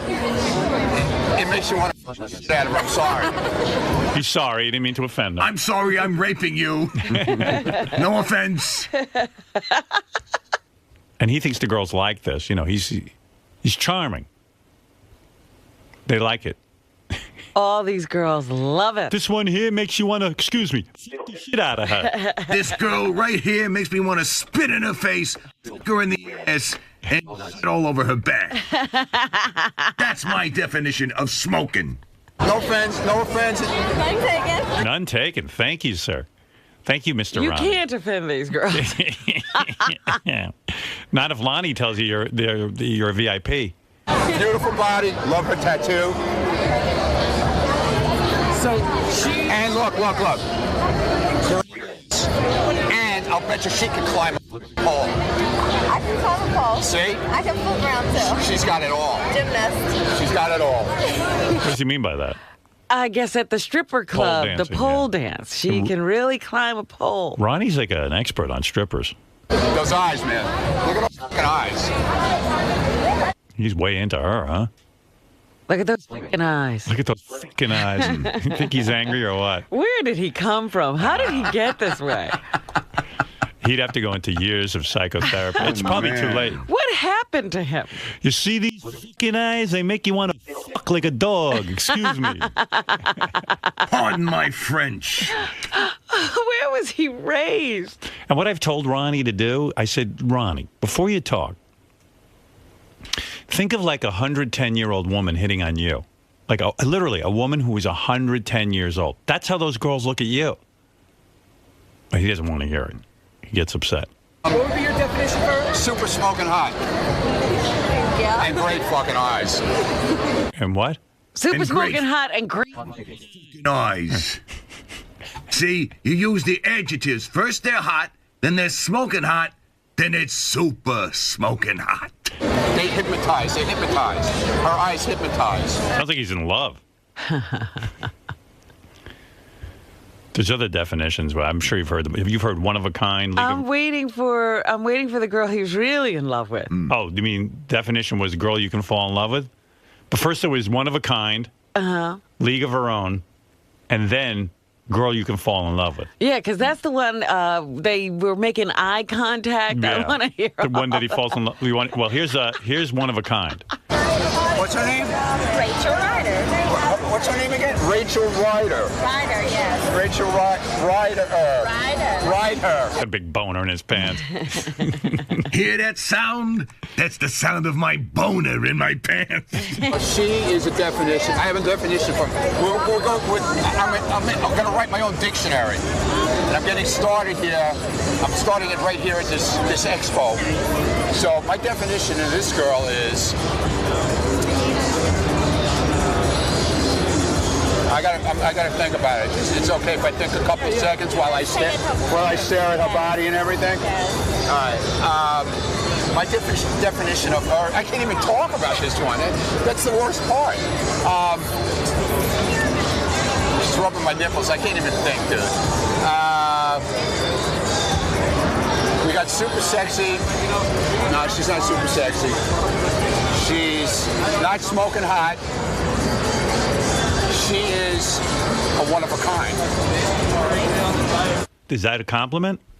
One of a kind? Well, I think in his world, Right. this is a compliment. Higher than super smoking hot? But she's not super smoking hot, and she's Right. rubbing his nipples. Right, so he can't really think clearly because he's all turned on. But I'm thinking that this is a girl who really has to work to get her tips.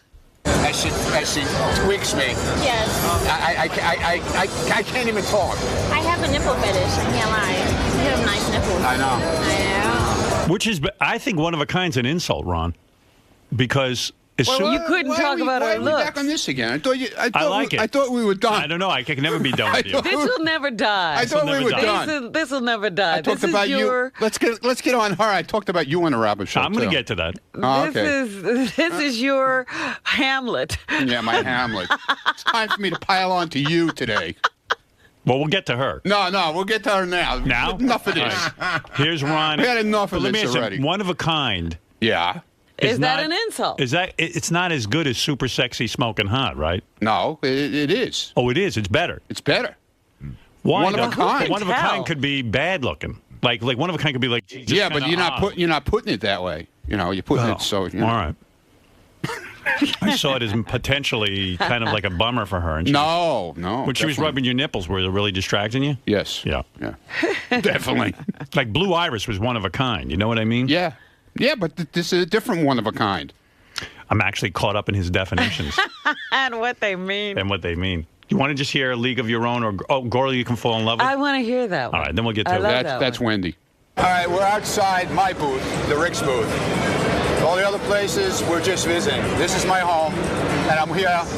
I'm continuing my dictionary of hot girls at the Gentlemen's Club's. The Gentlemen's Club Expo. I'm continuing on with. She's grabbing my hand. I don't like that. Anyway, Wendy is going into my dictionary. I know Wendy a long time. We go back a long ways. Wendy is not only beautiful, not only hot, not only smoking hot, but Wendy's the kind of girl you could fall in love with. And that's all I'm going to say. She liked that, boy. Yeah. Yeah. She fell for that hook, and line, and sinker. Right. Look at him. Is he charming or what? Is he charming? He's one of a kind. I'm one of a kind. You're super smoking one of a kind. Right, exactly. There you go. She liked How it did we too. wind up on this again, by Didn't the she way? go like, oh? Yeah, Like she liked it. She Yeah, melted. Right here, right Yeah, she melted. Wendy's the kind of girl you can fall in love with. She's gonna be nice now. That's So say that like that. So my final definition on her is... my final definition on Wendy, which has been for quite a while now, is the kind of girl you can fall in love with. So that goes into my dictionary in a very special place. Imagine Wendy, the lovely life she'd have with Ronnie. Like if she falls in love with him and he falls in love with her, The two of them could just be so happy. I don't know what's holding you two kids back. Okay. All right. How old is she, Wendy?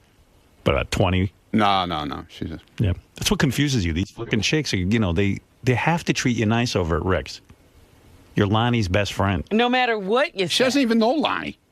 Oh, This is in Vegas, dude. Yeah, but they know. Yeah, okay. They know. Whatever you They say. came from another Rick. Whatever you say, okay. They come from Rick's. Whatever you say. What do you think, Lonnie doesn't prepare them? Yes, he All prepares. right, you know he does. He puts them in a room. You're and there with a camera, he puts too. a gun to their head and says, You've got a "Listen, camera. This is what you got to say." You have all access to the club. All right. Okay. Yeah, you don't know that? No.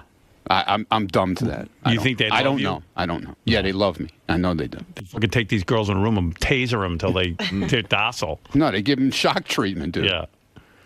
Anyway, so here, Ronnie was on the wrap-up show about, him giving the girls at the Stern show, the interns' definition. Well, smiles. Smiles. I wasn't giving them definition. No, but I mean, you're giving nicknames. You're giving out nicknames. Best you stay quiet. Okay. Okay. I'm not talking. You don't need to talk to the I'm interns. not talking to the girls anymore. No, you don't need it. No more girls. That's not what you're here for. Okay. All right. Remember in the limo, you Yes. used to always keep your head forward and just drive? Yes. You got to do the same thing here. Okay. Pretend there's a partition. Yeah, pretend there's Yeah, a I'll limo. carry a partition around with Pretend me. you're in a limo. Okay. Oh, then he got on you. When you first walked in, you didn't even go after Howard. You went after Robin, and you kept going after Robin. Do you think she was riding you a little hard? Robin rides everybody hard now. Robin changed a lot, okay? I'm sorry. Since when? Robin forgot where she came from and all her old friends that she left behind. What does that mean? Sounds like you left Ronnie behind. No. It wasn't me, dude. It wasn't me. All right. What? I was just in the group of these people. right. It wasn't me. I don't give a shit. I don't need any friends. You do the same thing, You left your old friends. No, I didn't. They left me Okay. behind, dude. They ditched my ass. Who? Who are you talking about? The same person that I said that she ditched me. Your boy Neil Drake, okay? I ditched Neil? That's right. I think Neil ditched all of us. He cries about it all the time. Well, I thought you weren't talking to him. Well, he's not talking to me, basically. Yeah, but you ditch friends too. Who did I ditch? They all ditched me. No. Yeah, you who- ditch. I'm thinking of someone. Oh, you ditched. okay. Who'd you Well, ditch? there was a reason for it. No, there was no reason for that. Yes, there was. Who you Why do talking you about? say? Who are you talking about? Jack. No. Who are you talking about? Mike. Well, there's a reason for that, too. Oh, see? there's always a there's a reason. So how come Oh, Robin whoa. can't? Was he crying to you about it? No. Oh, obviously he does. Boo-hoo. I said, have you spoken with Ronnie? And he goes, I haven't heard from him. Hasn't called me back. The only time he calls me is when he needs something. All right. Okay? Okay. He needs a favor. He needs this. He needs that. It's the only time. He actually, dude, he called me 2 weeks ago. Leaves me a message. I guess you're not really talking to me, but that means you can't help me out with something in Vegas. Nah, there you go. See? There you go. All right. You ditch a lot of your So friends, I've too? forgotten where I came from. I didn't say about where you came. It's about your friends that used to help you. No, 'cause Robin going used to- back. That's why you're depressed. Robin used That's why you're fucking depressed. Robin used to. That's why you're depressed. I think You're nuts. I think getting away from I'm you. not nuts. I'm You're not nuts. I spent 1 day depressed. Wait a minute. If that's No. all it takes.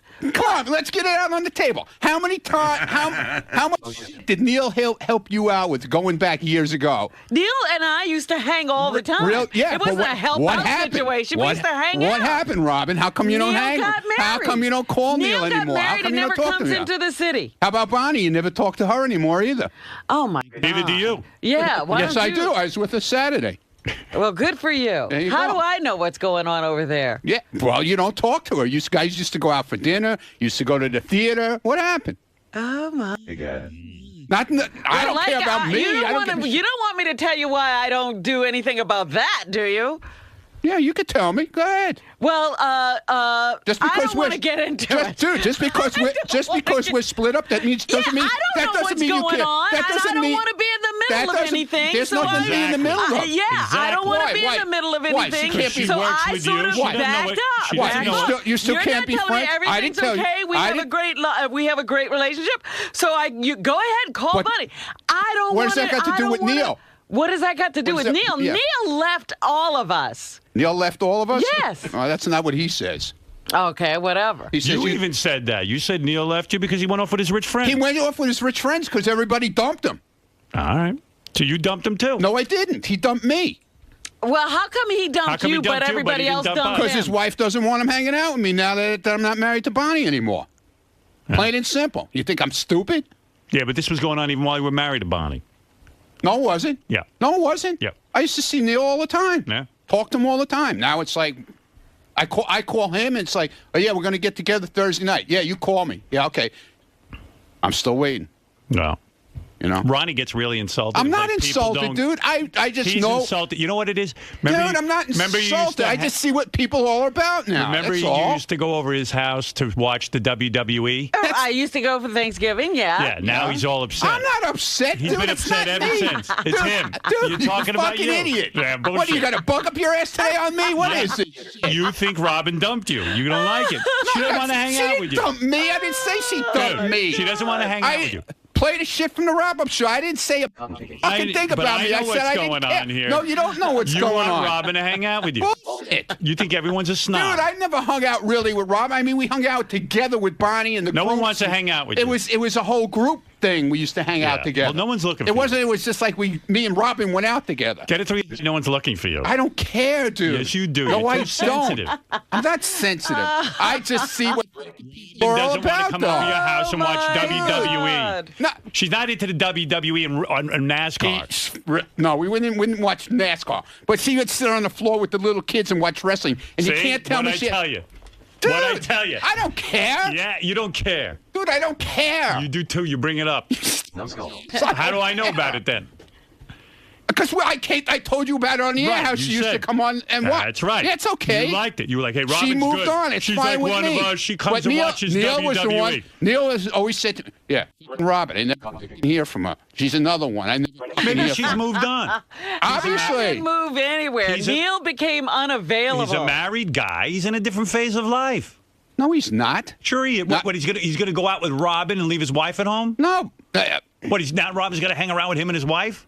I don't know, dude. It's a that's different not dynamic. Dude, that's not what I'm talking about. It's a different dynamic. Oh my goodness! See, you're twisting everything around. And Neil only talks to you to tell you that Robin won't hang out with him. You're probably right. Right. You're probably right. And he doesn't hardly talk to me now. Right. He doesn't hang out with you. Right. Robin Because doesn't he's hang not out with allowed him. to. And he can't tell me He's not different. allowed to. A man's not allowed to hang out with you. That's He's- right. Yeah. So you think that's the real reason? Oh, I know it's the real reason. I don't. Dude, without Neil a does- doubt in my Neil mind. does Because whatever I he asked. wants. Wait a I minute, asked hold it. You're wait a just minute. saying something right there.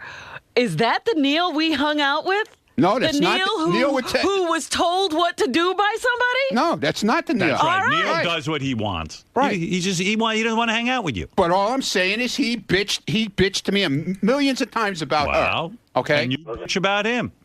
Okay. People move on. You don't always hang out with the same people. But I all the told time. him, point out he's not allowed to hang out. But he denies it. Ronnie he won't used admit to it. like you'd come over for Thanksgiving and watch WWE. Oh, dude, that's so many years ago. That's so long And I even over said with. to Robin, how the You're full I of told her to shit. get the hell out of that madhouse. Right. Yeah, madhouse. Sit there with Ronnie watching WWE. Madhouse. I said, Yeah. I even said to Robin, how the hell are you sitting with Ronnie and watching WWE? She didn't sit with And me. you go, we have a She good sat- time. We did have a good time. Lie, because you know you had a good I time. will even say we had a great time. Yeah. Fucking. Was it super smoking hot? Still laughing Bullshit me. about it. Yeah. Okay.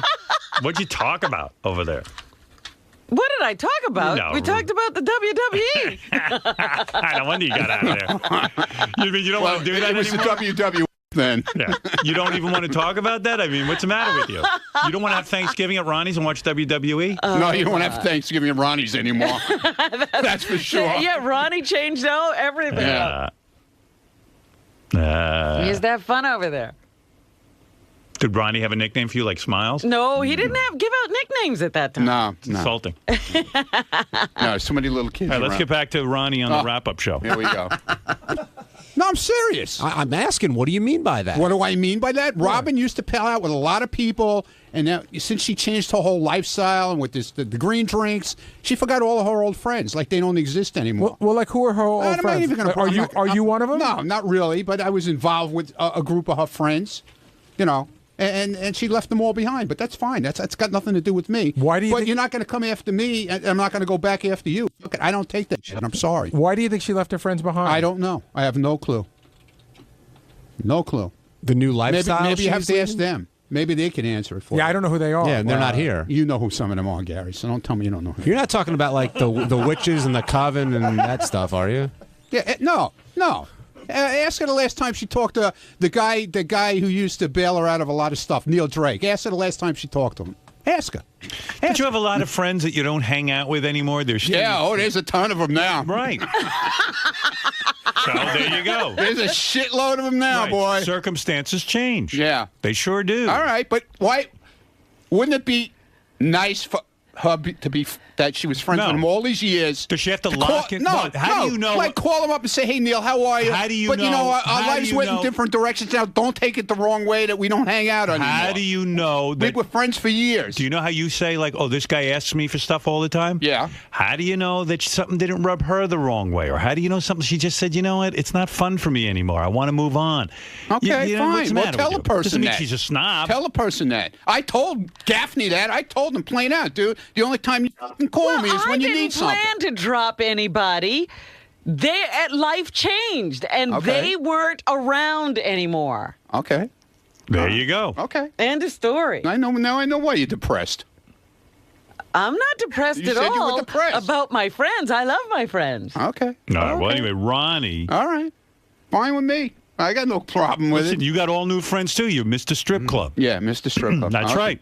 I'm not only friends with Ronnie, okay? I have other friends. I know. But I'm just Okay. saying, all of a sudden, you're a different guy. I'm a different guy, right? That's right. I'm a different guy. And all of a sudden. All of a sudden. You Hefner. You Hefner, right. I'm getting fitted for smoking jack. No one sits there and puts you down for it. No, you are. No, You're your all friends over, change. You're all over you my have ass. all new friends. You're all over me. You have new friends. You're all over New me. friends. Another hour. New today. friends. Today's what? It's 6:45. 45 minutes already. That's right. From the minute the show started, all of a sudden it became me. Who are again. your top 5 friends? I don't have top. I don't who are have five- any friends anymore. Name your 5 best I friends. have no friends. Wait a minute. I have Just a acquaintances. second ago, I don't you have any had friends. I have friends. acquaintances. All right, who are your top 5 acquaintances then? I don't know. Exactly. Scott the engineer. He's my top on top of Yeah, you used to hang out with him all I the do. time. I still. No, you well, don't. he's not allowed. There you nobody's go. allowed No one's to play allowed. with Ronnie So what's anymore. wrong with you that no one's allowed to hang out with Hey, you? I guess I'm fucking bad. I'm a bad guy. What can I say? Right. I'm not freaking good. All right. It happens. What can I say? You have different friends too since you got married. Absolutely, right? of course. So there you go. Well, life always But nobody changes. freaking likes me. It's fine. I don't give a fuck. Notice none They of us can go want to be, hell, all of None of them. us want to be friends with you. Good. Who's the one variable? I don't really care. I like you. I know. I do. I know you do. Right. We All right. bullshit. People don't know how much you like me.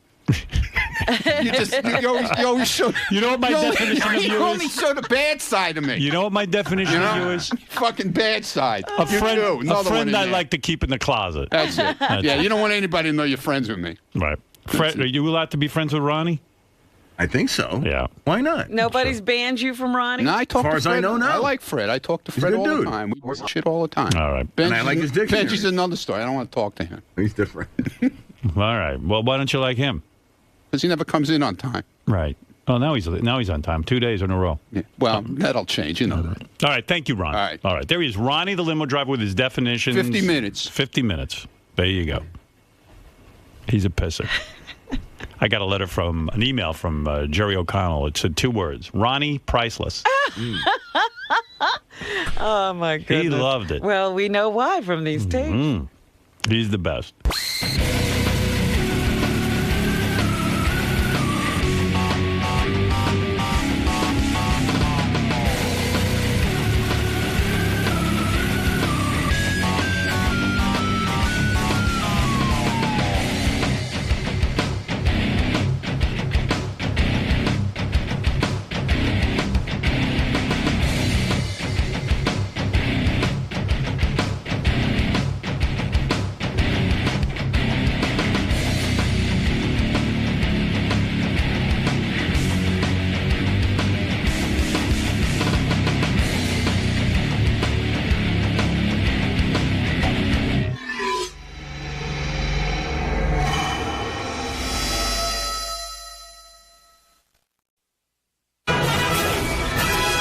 This is a Howard TV original production.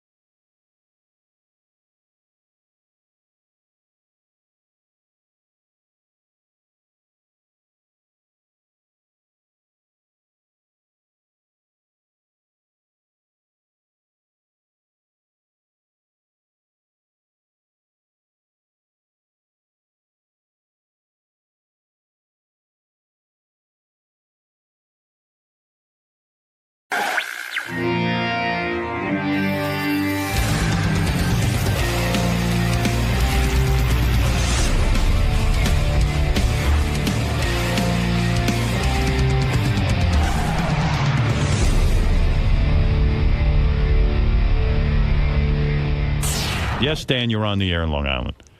Hey, Howard, what's up? Hey. Howard, how long do you think you're going to be in AGT? Is it just one season, or is it going to be do you have a multi? I have no idea. I've enjoyed doing this season. The one aspect I don't like is the travel. I now have to go to Vegas next week, and that's fine. But I don't. Listen, it's fine, but it's a big schedule, and also then they moved the show to New York for me, and where are they sticking in fucking Newark? I mean, if I had known that up front, I don't think I would have done the deal. They might as well live it in California. Yeah, I think I could get there faster. The whole idea of shooting the show in New York was that I've got a morning radio show I got to get to. Newark's an hour away if I'm lucky with traffic. I don't know what they're doing, but they're very nice people. They treat me wonderfully. I've got no complaints. But as far as another season, I don't know. I mean, we'll see. Well, if America likes it, then we'll decide. Yeah, it hasn't happened yet. It hasn't even happened. So. Well, I usually don't watch those, Howard, but I'm looking forward to it. And thanks for me anyway. 15 years of great radio. All right, Dan. Thank you. Thank you. You bet. Bye. Right. What was about the other 15? Well, he's only been listening for 15, I'm assuming, or we had 15 shitty years. And, I hope that's what he I'm doing this so long. Took Will Murray an hour and a half to get out of Newark after a Nets game last week. Can you imagine me? I finished that taping at 10 o'clock. And you're not going to be the first to get to leave. No, I gotta. By the time I get out of there, what Will? It was one of the most frustrating experiences of my life. I mean, they think... And you're, like, in the same place that he's going to be, right? I wanted, right there. There is such a great studio in Brooklyn. Yeah. Right over the bridge. They got in Brooklyn. They got this place called the Ship something. I don't know. It's that shipyard. Shipyard. Something. They got these big, Ship luscious terminal. studios there. They could have built the AGT studios. And you'd be home in 20 minutes. I'm telling you, it didn't move. Like 2 blocks, I could have literally crawled quicker than it took me to drive. Well, I got news for you. I'm judging from Brooklyn, or I'm judging from Silver Cup Studios. It took you how long? An hour and a half? An hour and a half to get out of town. That's what I mean. I can't do that. For a I got a shitty job. Nets game. I got a fucking job, Will. Your crowd's going to be bigger than this. A Knicks game or a Nets? Nets. Like nobody No one cares even about the goes. Nets. How could they have traffic at a Nets game? The players. Oh, what they players did were to me. leaving? What they did to me. I said, you're going to Newark. No. That's another whole... That's a whole other country over there. That's like going to the Poconos. Hey, Howard. Yeah. Can you helicopter? No, I'm not helicoptering at night. But that would be like 10 minutes. I know. I'm not doing it. I don't want to die for AGT. You know, how fucking dumb will I feel? Oh, no. And then you can take the PATH train every 10 minutes. Yeah. Oh, man. Hey, Ronnie, realistically, how long is it going to take me to get out of Newark and get home? 10 o'clock at night. 10:30, 11:30. I could maybe... I won't be in bed till noon, until What midnight. time does the show end? Ronnie, seriously, give me give it to me. Give me the straight fucking answer. It's hard to say, depending if they're doing any kind of construction at night. You know, at the My tunnel luck, they'll be or doing whatever. plenty, yeah. Without if there's no traffic at 10 o'clock at night, it should take 45 minutes. But When is there no traffic? yeah, it should take 45 minutes. But it'll be an hour. Going there at least. That's what that's going to That'll be a big problem. Yeah. Yeah, and then I'll have to leave 2 hours early because you'll say, well, what if there's traffic? Yeah, well, they'll probably want you if it's an 8 o'clock. You tape it's live at 8 o'clock. They're probably going to want you there at 6, right, for Of makeup course. and hair and all that. Well, that's right So in the you're going to be middle of leaving rush right in the middle of rush hour. hour. Yeah. I want to hang myself. I was talking to Will. He was just talking about it. He said it took him forever to get to Prudential, Yeah, I which know. is right near this other thing. I have to leave now for July. I mean, you know where you run? I'm sorry. You know where you run into trouble, and I don't know why. This is either George Washington or the Lincoln Tunnel.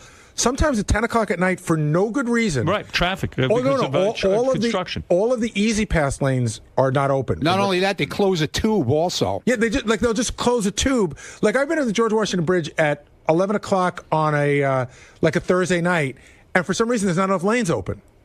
Just they don't. I don't know whether they want to hire more All people. I know is I had discussions with these guys. They were talking about Silver Cup, which is 10 minutes away. Right. Or the place in Brooklyn, which was about 15 minutes away.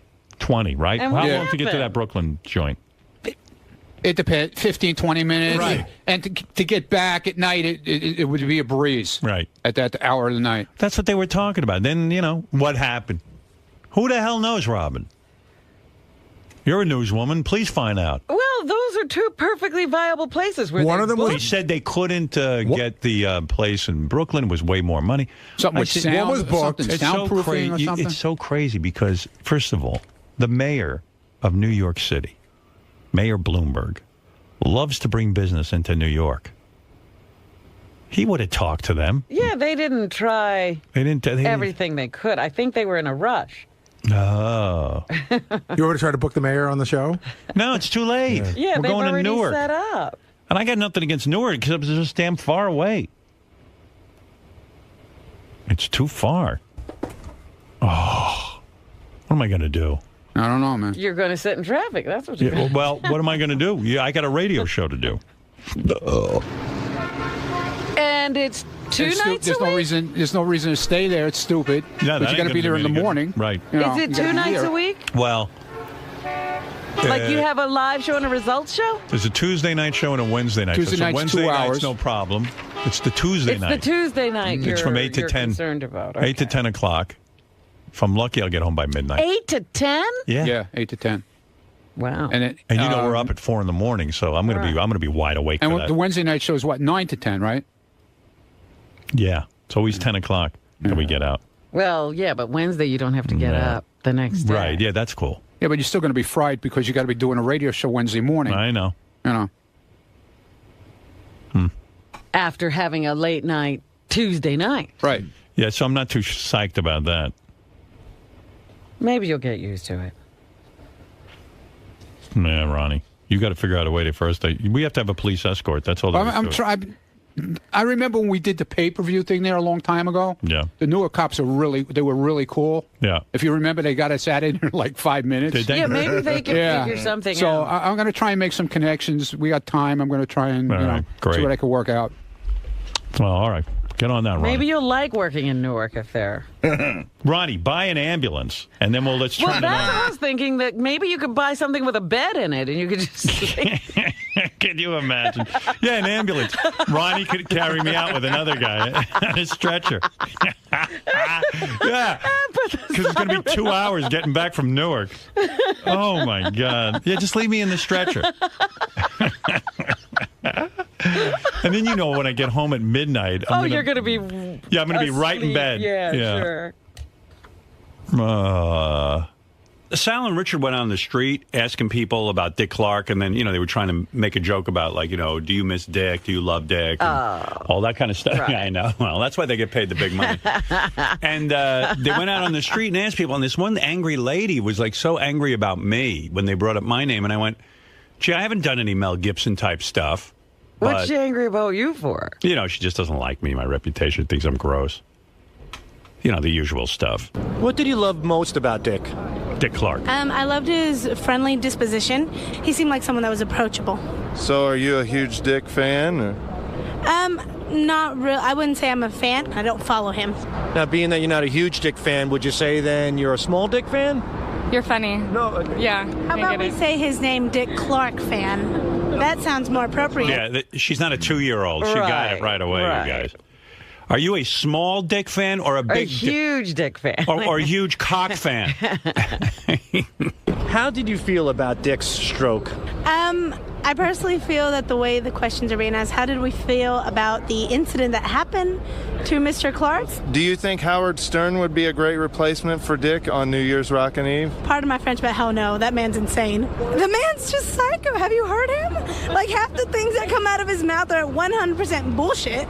Second along, perverse and bullshit? What does she mean by She doesn't listen. disgusting, and America's already corrupt. Do we really need to hear someone that's even more corrupt listening to them babble on public radio? Hell, if someone wants to hear someone babble on, put me on public radio. I'll babble on for hours without putting all the corruption in America like that man does. I will honestly say I'm probably a much better entertainer than Howard Stern. Wow. Well, then go prove it. Why isn't she on the radio? Yeah. Go get millions of fans. He's grotesque. He's vile. He's just inconsiderate. He All I know is I'm listening to this rant and I'm ready to turn it off. doesn't have any emotion in him either. Everything that he just says words. He doesn't really have a meaning behind it. And I'm like, you're not really an educated person. You just got a mouth and you use it. But if you don't like his words, do you at least like his looks? No. His hair looks greasy. Greasy? His forehead's funny. Forehead. Do you realize Howard is a host on America's Got Talent? I like that Richard and Sal don't even know that I'm You're a judge, not the host. Do you like the Howard's at least a host on America's Got Talent? Why? He doesn't have talent. If America has talent, then why is he the one judging the talent? I don't believe in watching TV unless it's something funny, and that's not funny to me. What's the difference between Howard Stern and Dick Clark? Dick Clark was a wonderful entertainer, whereas Howard Stern was flat out Dick. I never think of Dick Clark as an entertainer. This woman is just trying to put you down in every way she can. You know, the only guy I read, like Dick Clark, yeah, I know. Dick Clark died, and, someone called me from some newspaper asking me for a quote, and I was like, yeah, Dick was on my show many, many times, and he was always gracious and lovely, and we had a good time with him. I mean, what am I going to say? I don't really know the guy. But I liked him personally when he came on the show. It was a lot of fun. Sure. He used to call in all the time. I don't think he ever... He always called in with these strange things he was promoting. Every once in a while it was like something like the American Music Awards, but sometimes it'd be like one of those vacation properties in Vegas or some kind of new battery. I was like, what in the world is he doing? Yeah, I mean, amazingly, he was into everything, but... The only guy I saw who wrote, I think, a fair assessment, and it was somewhat negative, was Bob Lefsetz, that guy, that email newsletter I get, because, one of the things I used to talk about is that Dick Clark really wasn't so beloved by the rock and roll community. No. Musicians did not love Dick Clark. I've been reading a lot of horseshit comments about how Dick's going to be missed and all this stuff. Well, there was a lot of what he did for rock and roll. Yeah, and I remember, I think it was George Harrison. I'm not sure exactly. But I remember reading there were a bunch of musicians who were very upset with Dick Clark because what he would do is he'd take all their music from American Bandstand and sell it. He'd make them sign a weird release where he could somehow own their music. Well, whatever that performance was, he owned it, yeah. Yeah, he owned that performance. And then when George Harrison said to him, don't you think the artist should get some piece of that? And Dick was kind of like, I don't think so, pal. So the rap among some musicians, not all musicians, but the rap among some musicians was that Dick Clark made his empire off of their hide, which wouldn't be the first time that a business executive figured out how to take creative people and fuck them over. But Dick was an entertainer in the sense that he was an excellent game show host, and he made people feel good. He was a good host. I mean, I enjoyed him when he was on our show. Yeah, and bloopers, bleeps, and blunders. He started that whole thing, and he caught on to the award show craze and created a couple of those. He was an entrepreneur. He was a guy who understood what people liked, and I will miss him. I like Dick Clark a lot. I thought at the end that him doing the New Year's Rockin' Eve after his stroke was, and I think Bob put this in his column, I'm not sure if it was him or not, but someone did. It was like unbelievable narcissism. It was like enough, like you really don't need to be on TV Do you anymore. realize even before, we talked about that it looked like he had plastic surgery. Yeah. And a couple of days before he died, he had surgery on his eyes, like he was going to keep going. Did he really have surgery on his eyes a couple of days before he died? And he was supposed to go in for another one the day after he died. He wanted plastic surgery so he'd look younger. No, it wasn't. I think it was cataract surgery or something like that. But, this guy was... Well, that makes sense. Down for the count. Oh, I thought you meant he had, surgery to make himself look younger or something. No, but he had plastic surgery. Yeah. That was obvious from the last appearance on he loved New being Year's on Rockin' camera. Eve. He loved being on camera.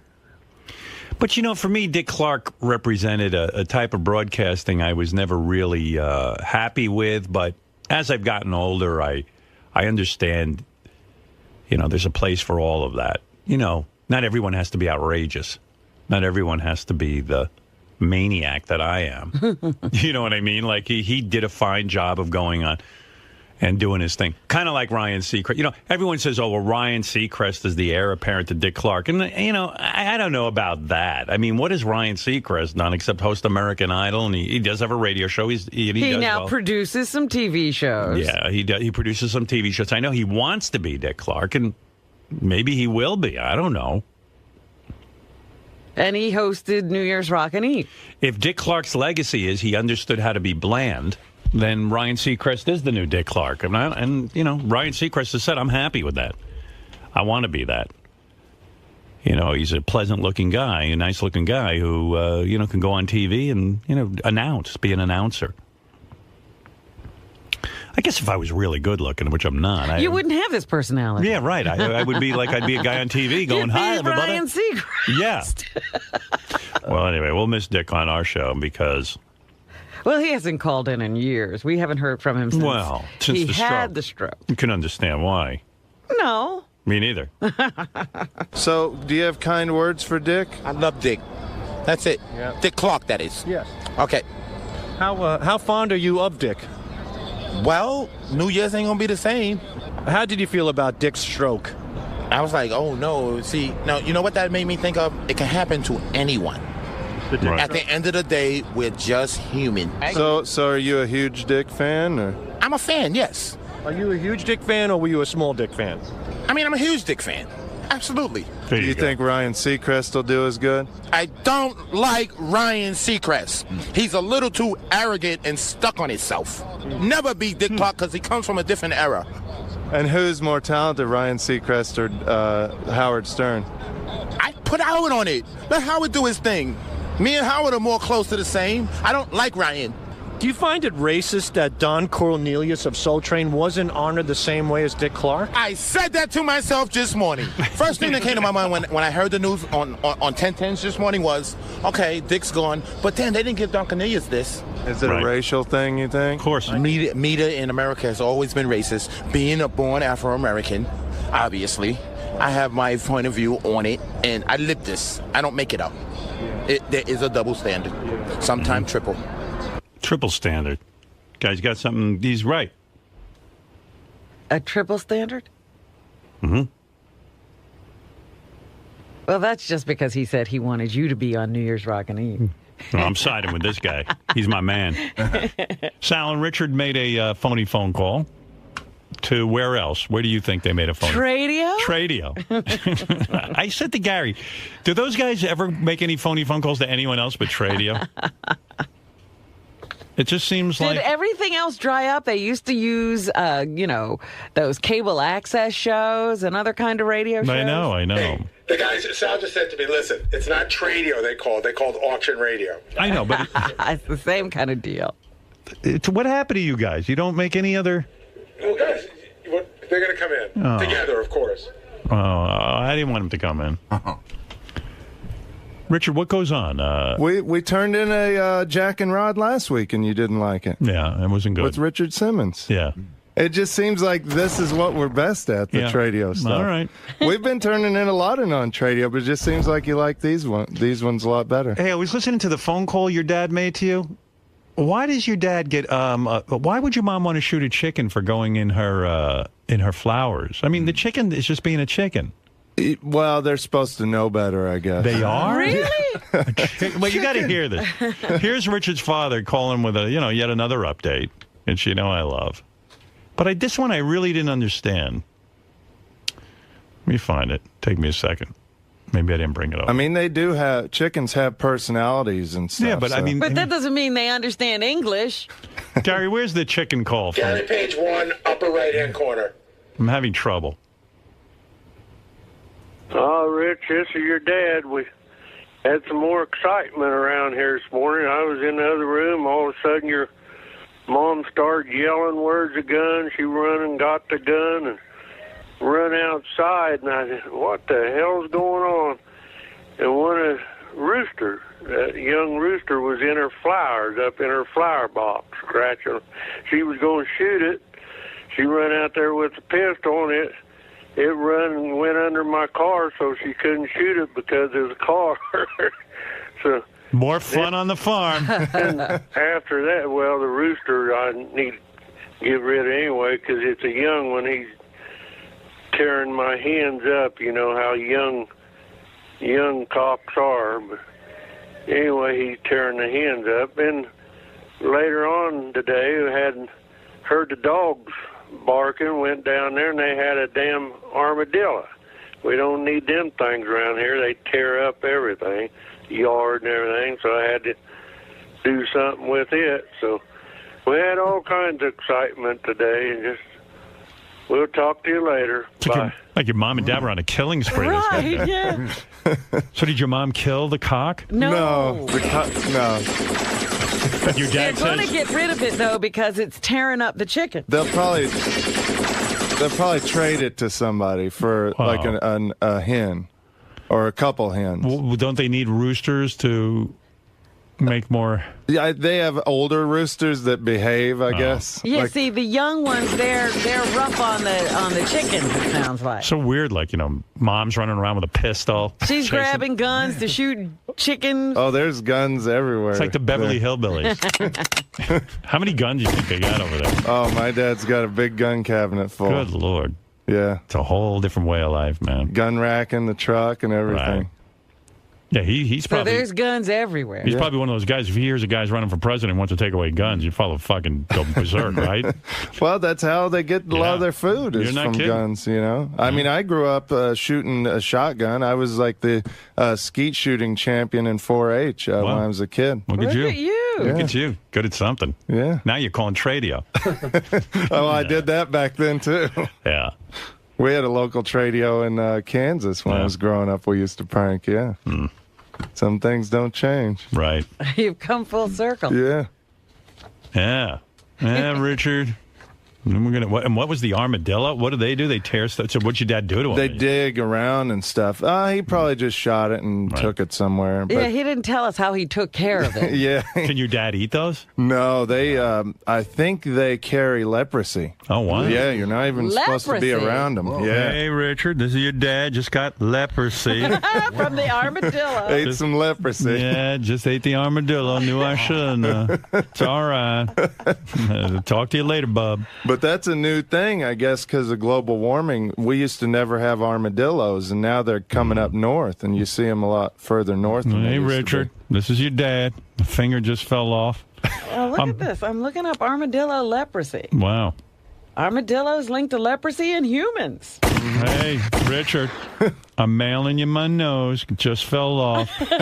Made some jerky out of it. See how you like it. I think you'll like it for my leprosy. It's a whole different thing.